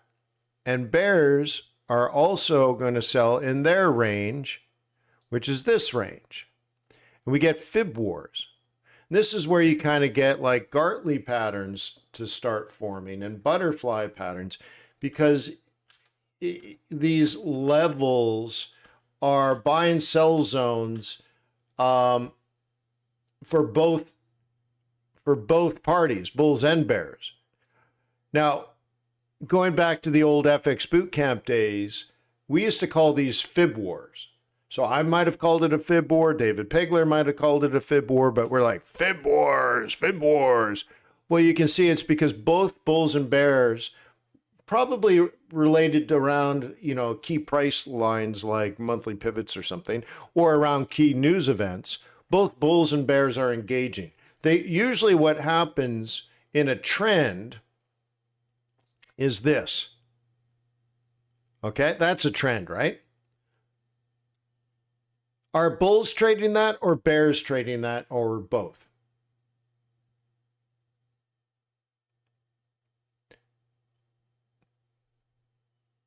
Are bulls trading this? Are bears trading this? Or is it both bulls and bears?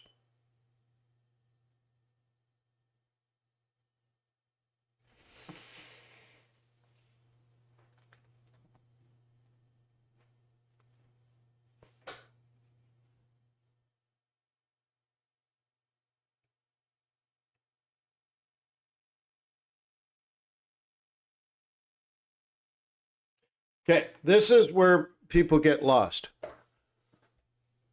What kind of bear would sell an uptrend? We know there's a universal truth. Bulls buy low,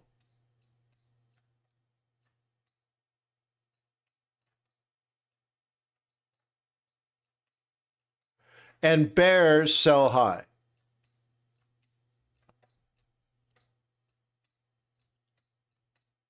Now, you can take it further if you want to be more conservative like me. Bears sell lower high, and bulls buy higher low. Now, if you do that, you're more conservative, more consistent, and probably even more profitable. So, I want you to understand how the market works. Remember, that's my goal. I want you to understand how the market works. Bulls buy, then bulls sell. Then bulls buy again, and then bulls sell. Then bulls buy again, and then bulls sell. Right? And you're like, whoa, whoa, whoa, whoa, whoa. What do you mean? Well, first of all, are there any lower highs on this? No. There are no bears on this chart, on this pattern. There are no bears. So what's this bulls selling? Bulls buy, bulls take profit. When you take profit, the broker enters a short position to offset your long position. The market falls. Bulls are bullish and they want to buy a dip at the bottom of the range, at the bottom of the trend, on the trend line. So they buy again. Then they take profit. Then obviously now they're taking profit. They're getting out of the market. The market falls back to support. So they buy it again. Makes a new higher high. They take profit. Then they make a new higher low. Then it keeps going until what? Lower low, lower high. Shields up, red alert. Okay? And this is where like Gartleys start forming, right? All this complicated, weird, stupid math. Okay, and there's your Gartley. Okay, let me do it, right? There's your Gartley.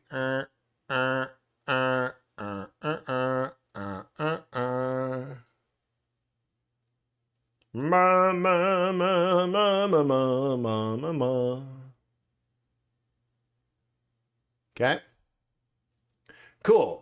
And then if we were going to do this in red, what does it mean? Okay.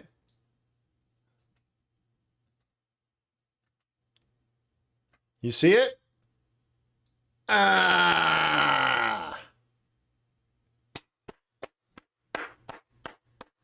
Now, I don't spot Gartley's very well.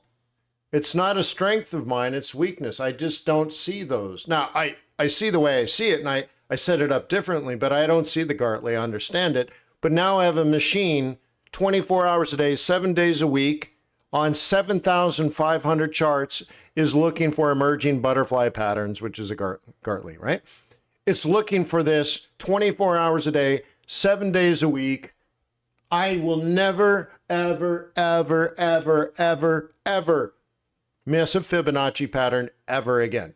And because I know how to trade it, I have a distinct advantage to, I don't know, amateur traders watching YouTube videos all day that don't want to do the work. or put in the time. I have what? Let's say 10 hours a day, minimum 10 hours a day for 20 years watching the market. If an amateur is going to beat me, they're either lucky or no, they're lucky. I mean, think of it. Like, how could you possibly compete if you don't have the experience, you don't have the work ethic, and you're not even informed? Like, dude, you're not going to beat me. And it's not that I'm good. It's just that you're weak. Your trades are weak. There's no way. Like, I was actually at a cocktail party, and he's like, how can I get in Forex and be like you? And I'm like, you can't. And he's like, what do you mean? I've been doing this for 10, 12, 13, 20 hours a day for 20 years. Like, if you start trading Forex, I'm going to beat you. And I'm like, and I'm a peon. I'm nobody. I'm small potatoes. You're not going to beat Goldman Sachs. Are you kidding me? Like, dude, you're going to get crushed. How much are you willing to lose? Because you know what the typical person does? I can put $5,000 into my trade account and gamble it, but I can't put $5,000 into education. Yeah, well, that's not even one class at Harvard. Shows you how short-sighted that would be, right? You're like, dude, really? You want no education? You're going to go out and compete against professionals? It ain't going to work. You're a degenerate gambler, a degenerate dreamer. But if you have like a foundation of fundamental and technical analysis behind everything you do, and you show that you have the work ethic, which means you can have control, and you start building consistency around what you do, because every single trade you make is planned out using fundamental and technical analysis. Oh my goodness, right? Oh my goodness, what a difference. And traders cost less than charts when I first started. You know, when I first started working with FXStreet, so this is Trade Non-Farm Payrolls Live 222. So if you go back 222 months ago, I had to pay $300 a month just for my charts. And your charts were not hooked up to your trading account. So you'd open up a trading account, and then you would pay $300 a month for charts. And then you would look at your charts, make your trade plans, and then go over to your platform and manually enter in a trade. Right?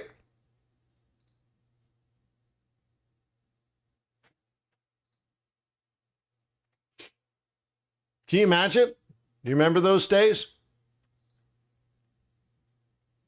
There was no one-click trade. Okay? You had to go like this. Okay, you'd look at your chart. Okay, Kiwi dollar. If it comes up to, and you're looking, and you're like, what number is this? What number is this? So if it comes up to 62,065. So let's just say 62. And then you'd go back to your chart. If it goes up to 62, right? 60. Oh, no, I want to sell. If it comes up to 62,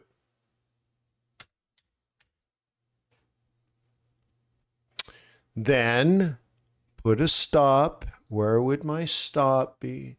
62.57, 62.66, 0.62. You see how slow this is? And you'd make mistakes all the time. Take profit. So if that's a 382, that predicts a 1618, which is 59.57. Cover the spread, 59.59. I'm going to say 62 to cover my spread. Okay. And then you'd place the order.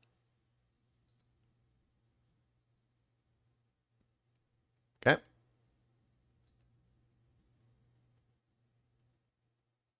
And now you can have an entire entire fundamental and technical trading terminal for all your economic research and have the whole thing automated and have performance coaching and a Harvard educated economist on your staff at your trading firm, at your family office. I mean, for the same price of just having charts. Like, it's so crazy. Okay? It's amazing, right? Yeah. Yeah, it truly is amazing.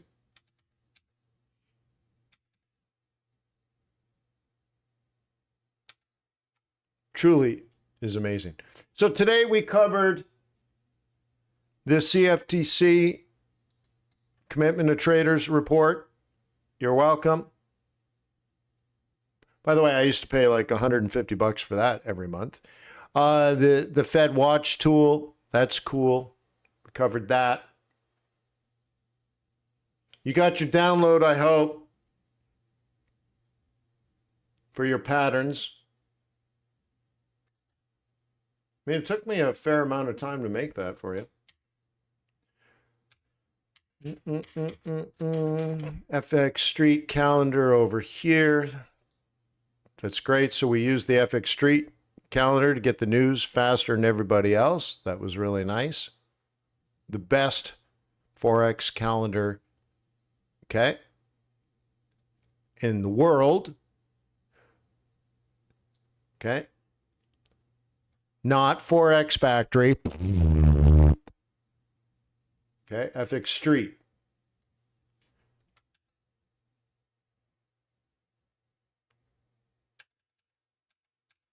Cool.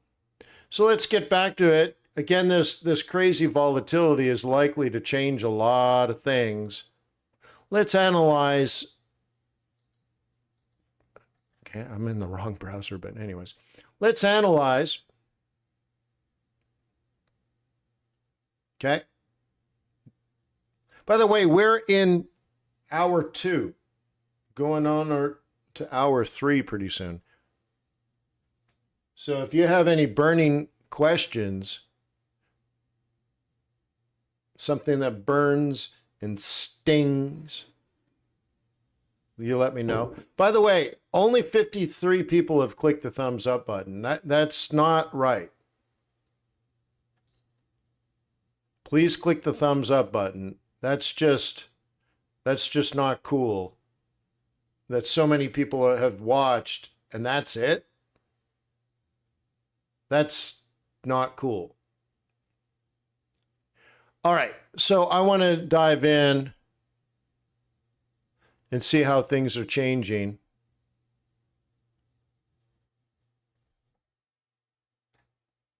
Come on, Google. Google's slow. It was fast. It's been slow the last couple of days. You know what? It occurred to me because I've had some internet problems as well, and then Google has been slow. I wonder if it has anything to do with the hurricanes. The hurricane that went through here. And it devastated some communities, and then others wouldn't have even known. Now, it rained and rained and rained and rained here, but last Friday, which was the big hurricane day, it was a beautiful day. It was a little cool in the morning, a little bit windy, and by noon, the sun had come out and there was some blue sky with clouds, and it was warm but not hot. People were hanging outside and enjoying the day. Amazing.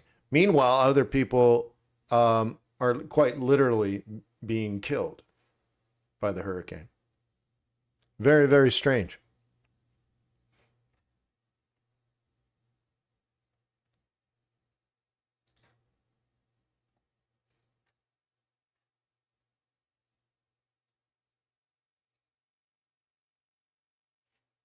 Okay, and look, actually, no change yet in the market, not yet. Yields are up. Okay, that's bad. Like long-term yields are up, that's bad. Short-term yields are up. That's bad. We saw that on the ZN chart. Remember that? We saw the price fall. So I said, yep, interest rates are going up. Yep, they're going up. Dollar is strong. That's also bad. S&P 500 still flat. This is the futures market. Okay, it hasn't happened. Good or bad has not happened yet. Maybe over the course of the next hour or so. Gold has come down a little bit, neither here nor there. Yen is weak. That's good. Volatility has dropped, but maybe that ends up changing. Okay, and the put-call ratio. Yeah. And they're changing on all time frames, but there hasn't been a radical change yet. But keep your eyes on the prize.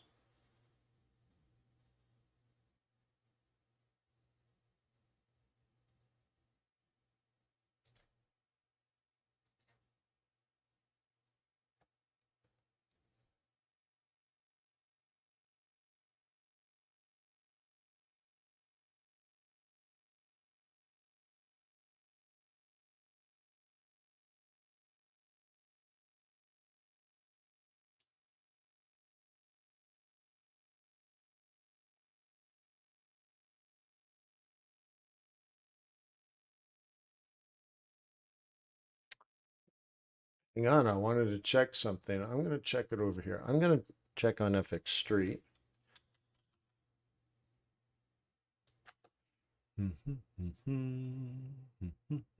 Go back to their calendar. I just wanted a little bit deeper dive here for a second. Today, apply. I'm going to turn the filter off that I use. I'm going to put probably medium on there. It's probably enough. Apply.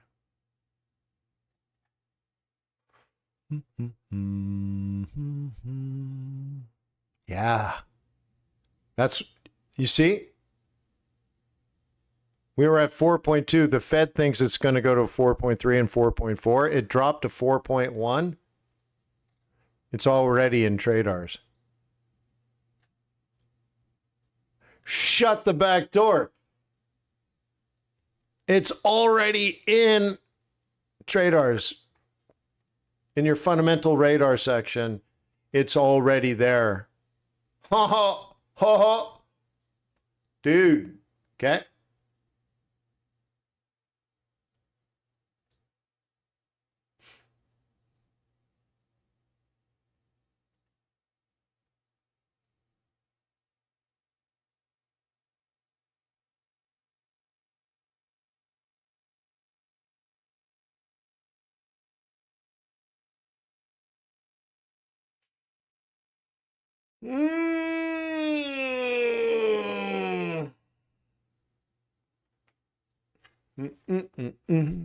Cool, right?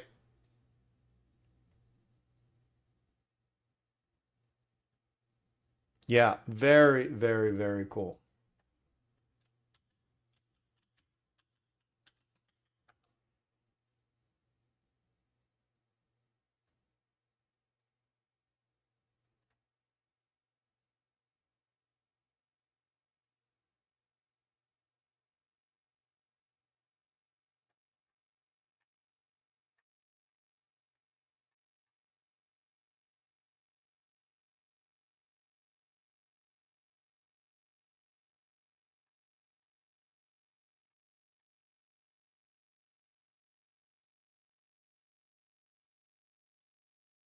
Isn't that neat? I think that's really neat.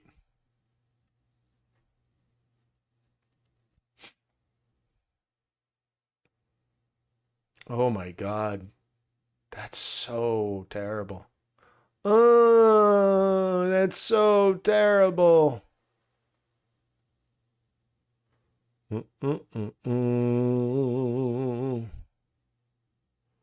Yeah. Yeah. Interesting.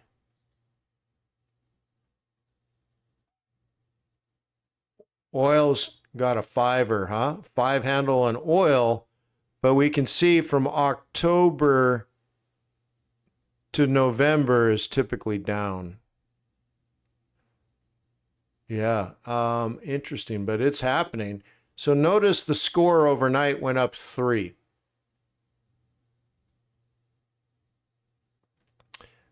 Bullish, huh? Yeah, went up 3. Do, do, do, do, do, do, do, do.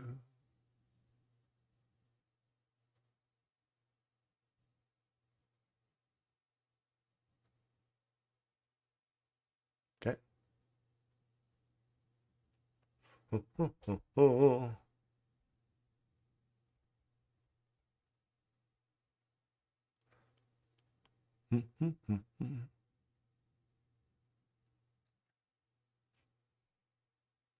Someone's message is being blocked because they're saying I shouldn't be an asshole. I'm like, I live in America.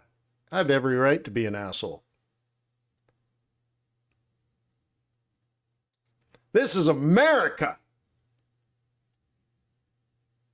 Okay. This is America. I can be an asshole if I want to. So anyways, their message is being blocked. But anyways, right? Right. Yeah. All right. What do you think? Random? You think that's random? Let's drop into a smaller time frame. You think that's random? No, probably not, huh?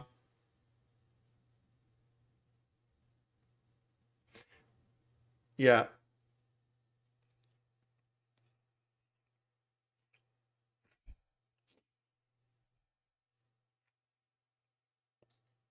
No, you know what it is, and I understand, Bruce. It's, obviously I'm trying to sell traders.com. Like there's no secret. It's a soft sell, but I'm trying to show you how important this data is. I honestly don't think you can trade successfully without the data. But it costs money, right, Bruce? Right? I'd like to get to break even because I've built all this stuff. It's expensive. I'd like to get to break even. So I want you to use it. It's going to cost money. Some people just don't have the money. So they're like, well, they know the importance of this data. So they're like, just give me the data. And I'm like, well, why don't you just buy it? Now it's not a problem. You know what I mean? Like, just buy it.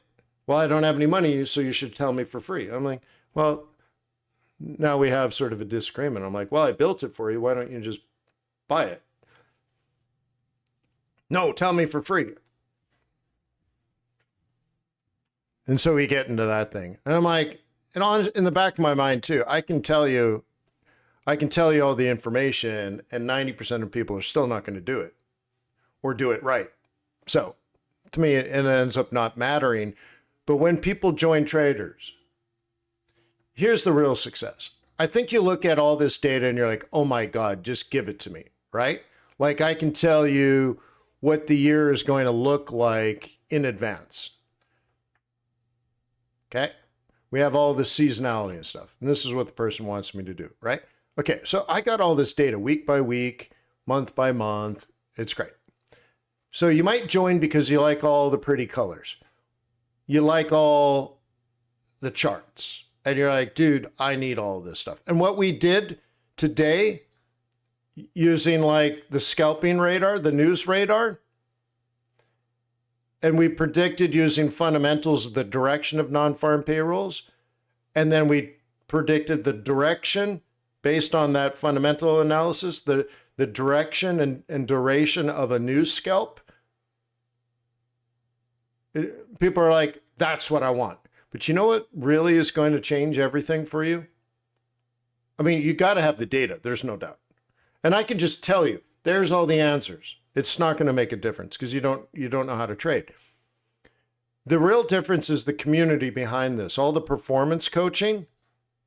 So meeting with an experienced trader 2 or 3 times a day, over and over and over, different coaches, different markets, different points of view, but same methodology, same tools, over and over and over, and being able to interact with the other community members and being challenged to think differently and do the work yourself and do the research.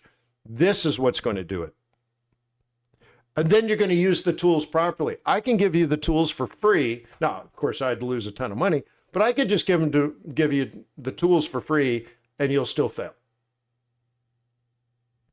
It always comes down to experience, knowledge, and most importantly, work ethic. If you want to get rich quick, just quit. If you want to get rich quick, learn how to rob banks or liquor stores. Okay? Sell some drugs, become a prostitute. I don't know. That to me, getting rich quick is right in there with that. Become a drug dealer. How hard can that be? Sell a crack addict some crack. Oh, but Wayne, that's unethical. Well, whatever. I think dreaming without reality is unethical too. So if you have the dream, you are an entrepreneur, not just a dreamer, but an entrepreneur. So you follow up your dream with ridiculous, sickening work ethic, where you can sit in a chair like this, 10 hours a day for 25 years, you might have a chance. Now, if you have a Harvard-trained economist on your team and 2 or 3 or 4 performance coaches on your team every day, and you have automated fundamental analysis of every asset class in the world and automated technical analysis of 7,500 charts in real time, holy smokes. And you follow that up with ridiculous, sickening work ethic, dude, game changer, elevated to super heights. You are in a whole different realm.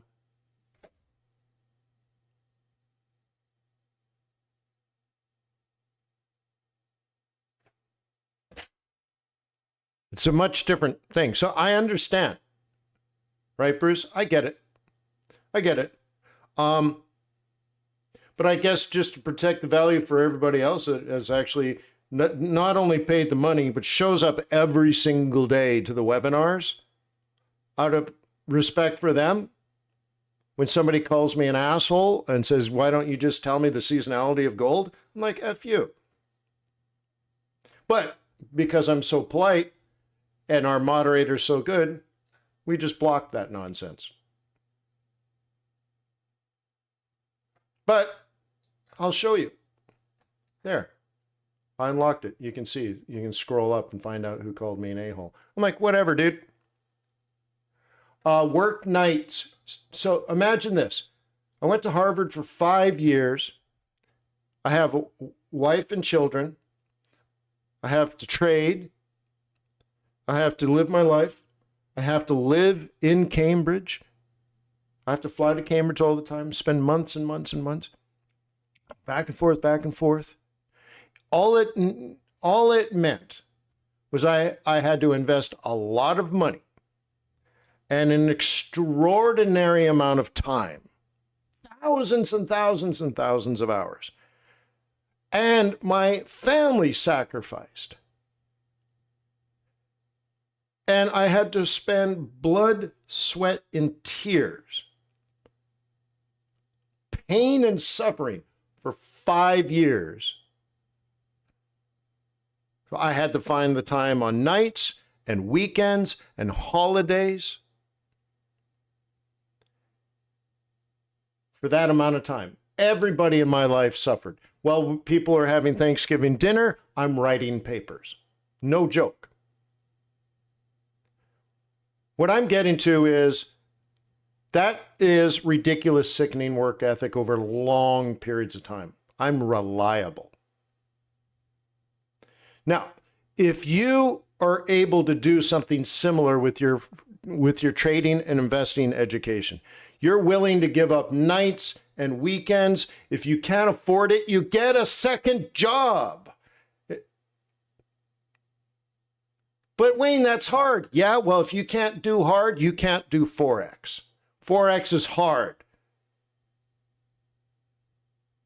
So if you can't work nights and weekends, but you want to play the game of kings and queens and empires, forget it. You want to get rich quick and buy a Lambo? Forget it. Ain't going to happen, bro. Right? No, Michael, you already have QuantBox unlocked at Traders. We sent you an email 6 weeks ago. Log in, create your password if you don't already have one, and you have it all unlocked there. It's all there, Michael. So, everybody, you need ridiculous, sickening work ethic. It's going to take lots of sacrifice. And if you don't have a lot of money, you're going to have to get a second job. You're going to have to work nights and weekends. Harvard was a full-time commitment. I was a full-time Harvard student for 5 years. Full-time student. Doing dual degrees. When I went to campus and lived on campus in the summer, they have thousands of students that go to summer school. You're allowed to take one class. My cohort, the 10 of us, were the only students in the history of Harvard summer school to do 2 classes at once. Double the workload. That's 24 weeks of work in 3 weeks. It's impossible. They canceled the program because it's too hard. I graduated with honors. A student. Oh my God. Like, all I'm saying is, I do the same.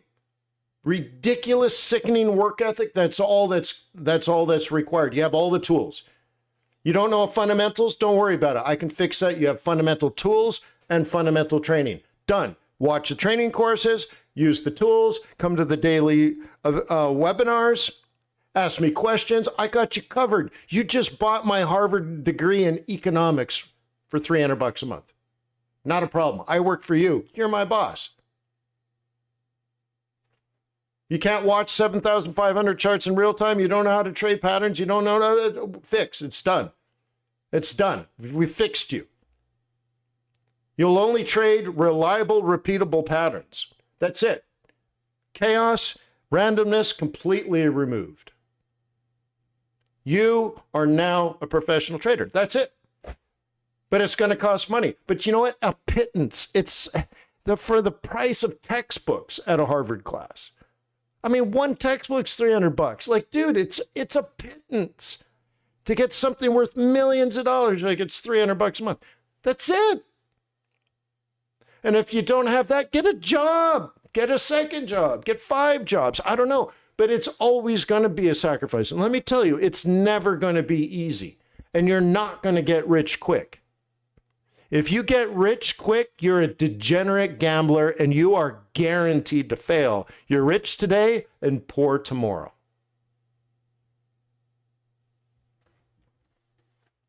I'll teach you how to be ridiculously conservative. We were talking about this last night. That the secret to success is being conservative, removing risk. When I talk to all my professional buddies that run hedge funds, the only thing we care about is risk, removing risk. The rest is easy. Remove risk. The reward will show up. It's not a problem. If you're all about the reward, you will fail. I'm risk averse. I'll teach you how to be risk averse. I manage endowments for charity. They're so ridiculously conservative, but unbelievably profitable. But not from risk. I avoid risk. They're so conservative, these charitable endowments. They're so conservative. It's silly. I show people the numbers of how conservative they are, and they're like, that can't be true. If you're that conservative, you're not making money. And I'm like, well, I'm making 50% more than the long-term average, and most of it is in cash. They don't understand. They're like, well, that's impossible. No, impossible for you, but I know how to be a conservative trader. Right? Yeah. Crazy, right? So I'll leave it at that.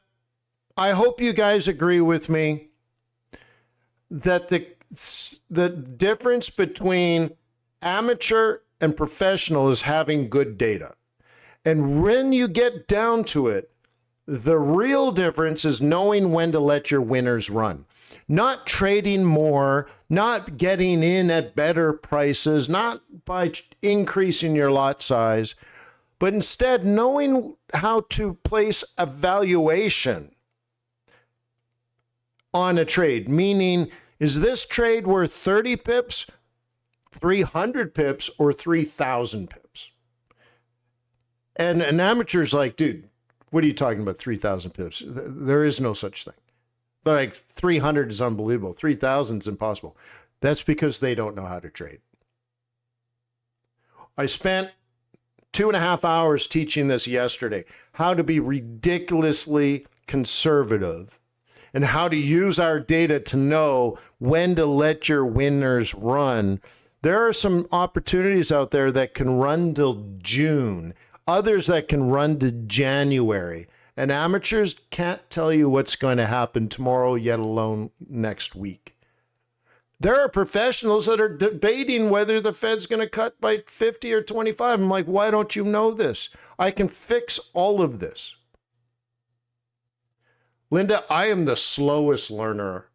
I've admitted this a lot. I cannot memorize. I'm not a flashcard guy.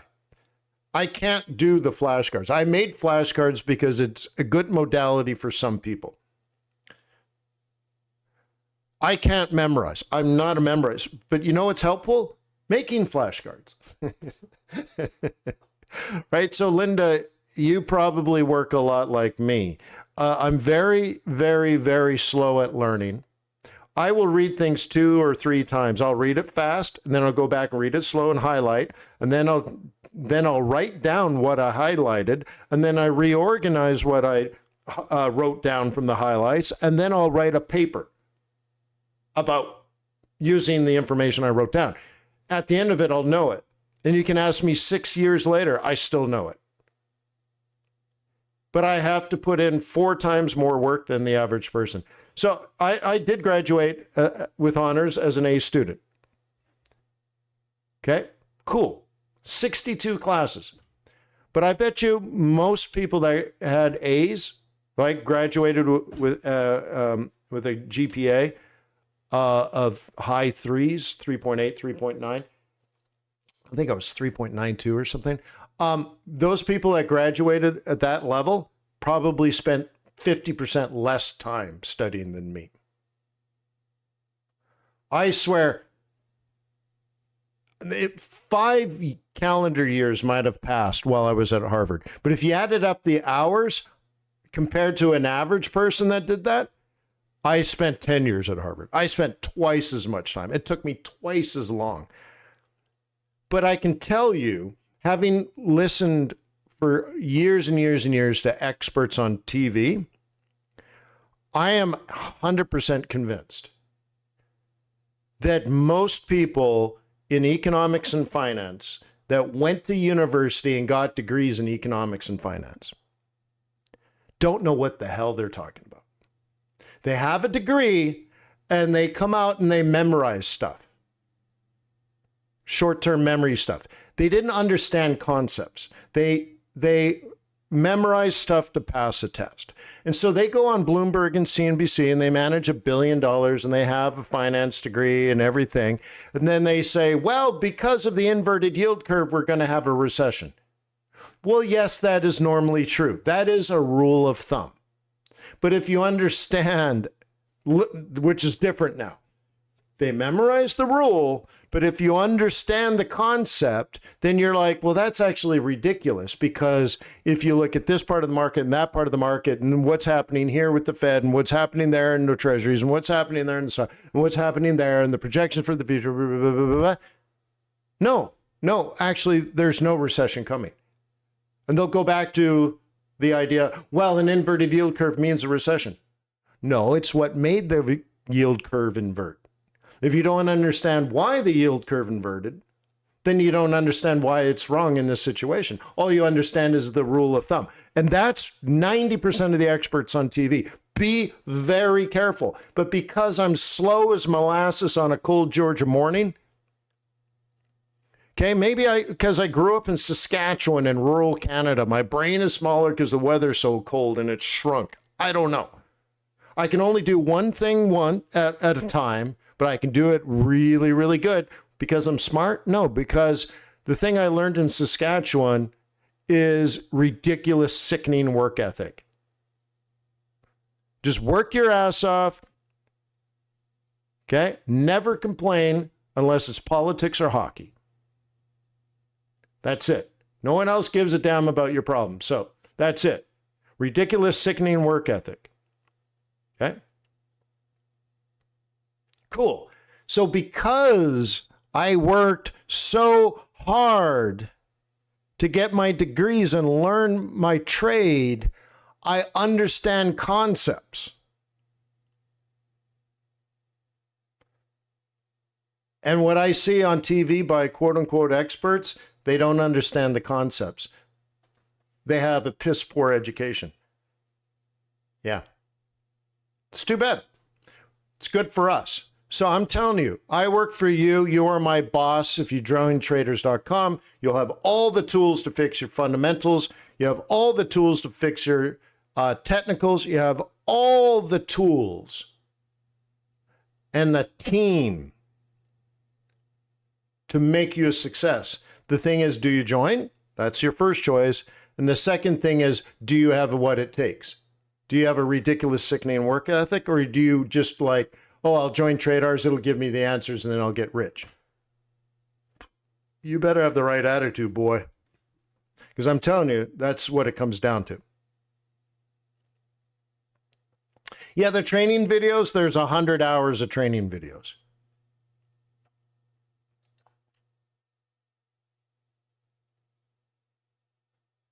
And then, okay, look at. So you want to learn macroeconomics? Wayne, help me with fundamentals. Okay, what do you want to learn? I like the solo growth model. It's one of my business. Our business cycles are good. Let's do it. What? Recording on this computer. Happy day, everybody. Welcome to Macroeconomics. Lecture number 7. Now, does anybody actually remember lecture number 6? Right? Again, if we were in school, I'd say, Jim, stand up and, get us up to speed. What did we cover last week? And most people go. But I think one of the things we were talking about was productivity is a function of capital. Well, we covered the slow model. Yeah, the solo model. You get that's good. That's good enough. I'll pick it up from here. Right? So productivity is a function of capital. General idea is, a farmer could use bare hands to dig the soil and plant seeds. And then they found, hey, a stick would be better than that. And then someone invented a shovel. And then someone invented a tractor. And, it got better and better and better. And the better capital you have, the more productivity you're going to get per worker. Right? So we're looking at things like real GDP. How can we improve real GDP? Because we found out earlier, the more real GDP you have, the better standard of living you have. And I think that's what we care about. The standard of living that we have now, the standard of living in the near future that we can create, and of course, the standard of living for our children and our grandchildren. The distant future, we all want. By the way, this is what I'm teaching at the St. Louis Fed. Yeah. So if you guys want to meet up in St. Louis in November, early November, right after the election, hotels are ridiculously cheap in St. Louis. It's insane. And they have a nice museum at the St. Louis Fed. You can go in and do the museum. You can't come into where I'm going, but you can do that. And then maybe we can go for dinner and cocktails and a cigar and all that kind of stuff if you want to meet up in St. Louis next month. I'm into that. And then I got to do non-farm payrolls, so I got to figure that out too. But interesting stuff. Yes, if you want to learn things in simple terms, I teach you economic principles in the macroeconomics course. Everything you need to know without any of the calculus.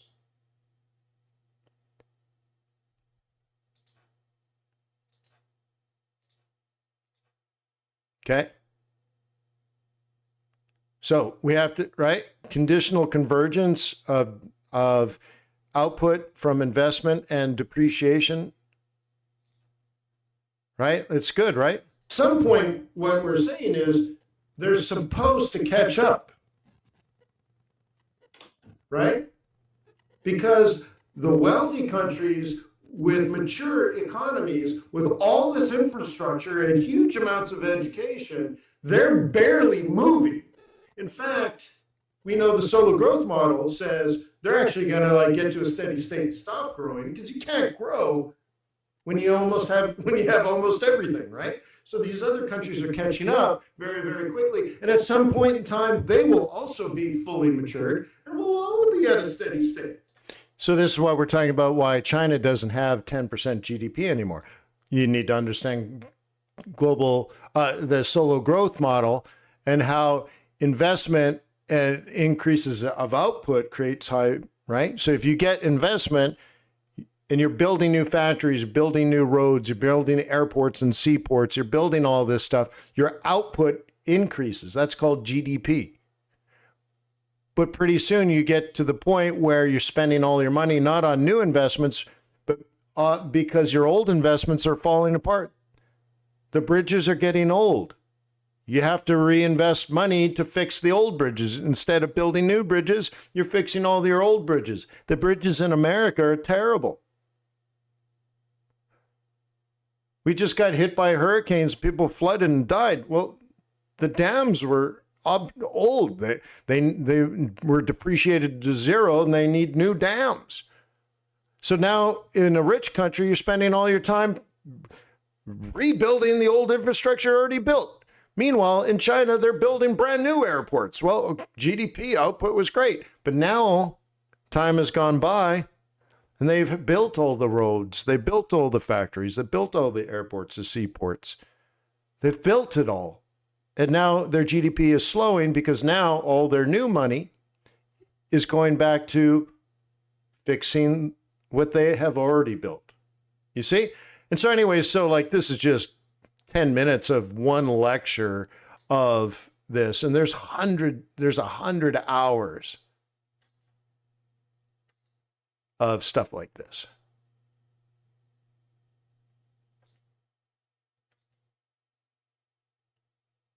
Right? Can you imagine? Remember, that's productivity. Everybody at Traders has access to this. Is a function, or in this case, equal to the square root of capital. Square root of capital is just showing you there's diminishing returns. So we know productivity has something to do with capital. So cool. So obviously this is built on previous lectures. Otherwise, when I say there's a square root of capital, and that's because there's diminishing returns, you're like, dude, I don't know what you just said. What do you mean y equals the square root of k, and that creates diminishing returns? You're like, dude, that's way above me. Well, you just skipped the other 6 hours of lectures. If you took the first 6 hours, then you would know exactly what I'm talking about. And then you're like,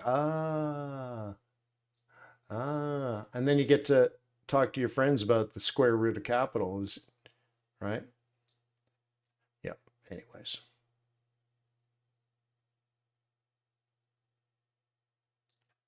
You know, Michael, I increased the security at TradeRs just like a few days ago.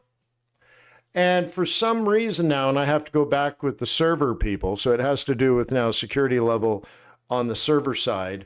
And there's 2 different levels inside of that, which are secured. So it's hyper secured, but it doesn't, if you don't put in the www, you get an error. So if you do, for some people on some browsers and some pages, right? If you do traders.com, it doesn't work. But if you do traders, oops, wrong one, traders, right? But if you do www.traders.com, it does work. And of course, it's the real URL is https://www.traders.com. So if you do get a little error, pop in the www and then it fixes itself. It's not supposed to do that, of course. But it is. That's the situation. So I will work with them and find out. So when you go to your DNS settings on servers, right? I don't know if you're a techie, but there should be, you set up a file on the DNS to say, if someone doesn't type in the www, then forward to the www URL. Of course, that's been set up, but it seems like for some reason that's not working. So I don't know what level of security is blocking that or why, and it's probably a glitch. And you understand it's probably 4 hours of sitting in tech support trying to get someone to do one thing. Have you tried refreshing your browser? Have you tried clearing your cache? Like, dude. But anyways, so pain and suffering. So, hey, I got to go. That was real. Thank you to FX Street. FX Street, FX Street, FX Street, epic. Thank you. Hey, do you want to look at that euro dollar before we go? Okay. That's not the one. Where did we have it? Was it on the other one? Was it this one? There we go.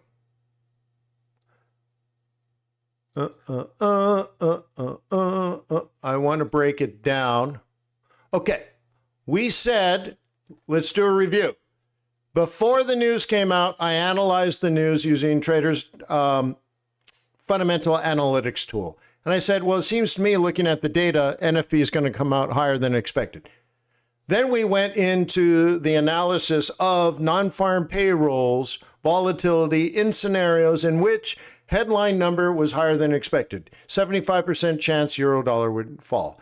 Then we said it would likely not just fall, but bottom out in the first two candles. In which you should probably take profit. Now, tell me, is that 100% what happened, or is that bullshit? Give me 100% or BS.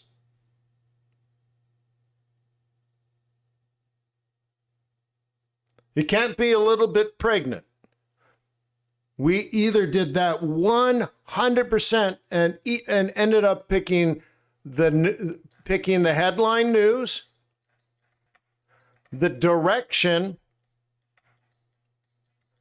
and the shape of the move, basically the timing. That analyzing this over and over and over and over, looking at past data, that you should take profit in the first two candles. And for everybody else, it's magic. It's random. It's unpredictable. And I, my friend, refute that. So this is your opportunity to join traders.com, stop trading like an amateur, radically change absolutely everything you do by making every trade fundamentally focused and technically accurate with precision. You either know it all or you know nothing. You want to learn fundamentals? Got you. You want to learn technicals? Got you. You need performance coaching? Got you. You need training courses? Got you. There's nothing missing. And I got a couple of surprises up my sleeve that you don't even know about. So you step up and you join, or you get left behind, and that's your choice. You have a choice. I hope to see you on Sunday. Okay? The technical trading team and the pro members, we're meeting on Sunday. Meanwhile, this afternoon, you have simulation trading studies with Coach Jessica. I mean, you got stuff to do today. I mean, you need to join now and do the simulation studies today, and then watch training videos all weekend. And then on Sunday, meet with me to start setting up money. Like, dude, you got things to do, or you're being left behind. The clue train has left the station without you. You better get running and hop on before it's too late. Thank you, moderator. Thank you to you guys. Peace on earth. Let me say it again. Peace on earth. May the pips be with you. May your profits be above average. Again, thank you, FX Street. We appreciate you.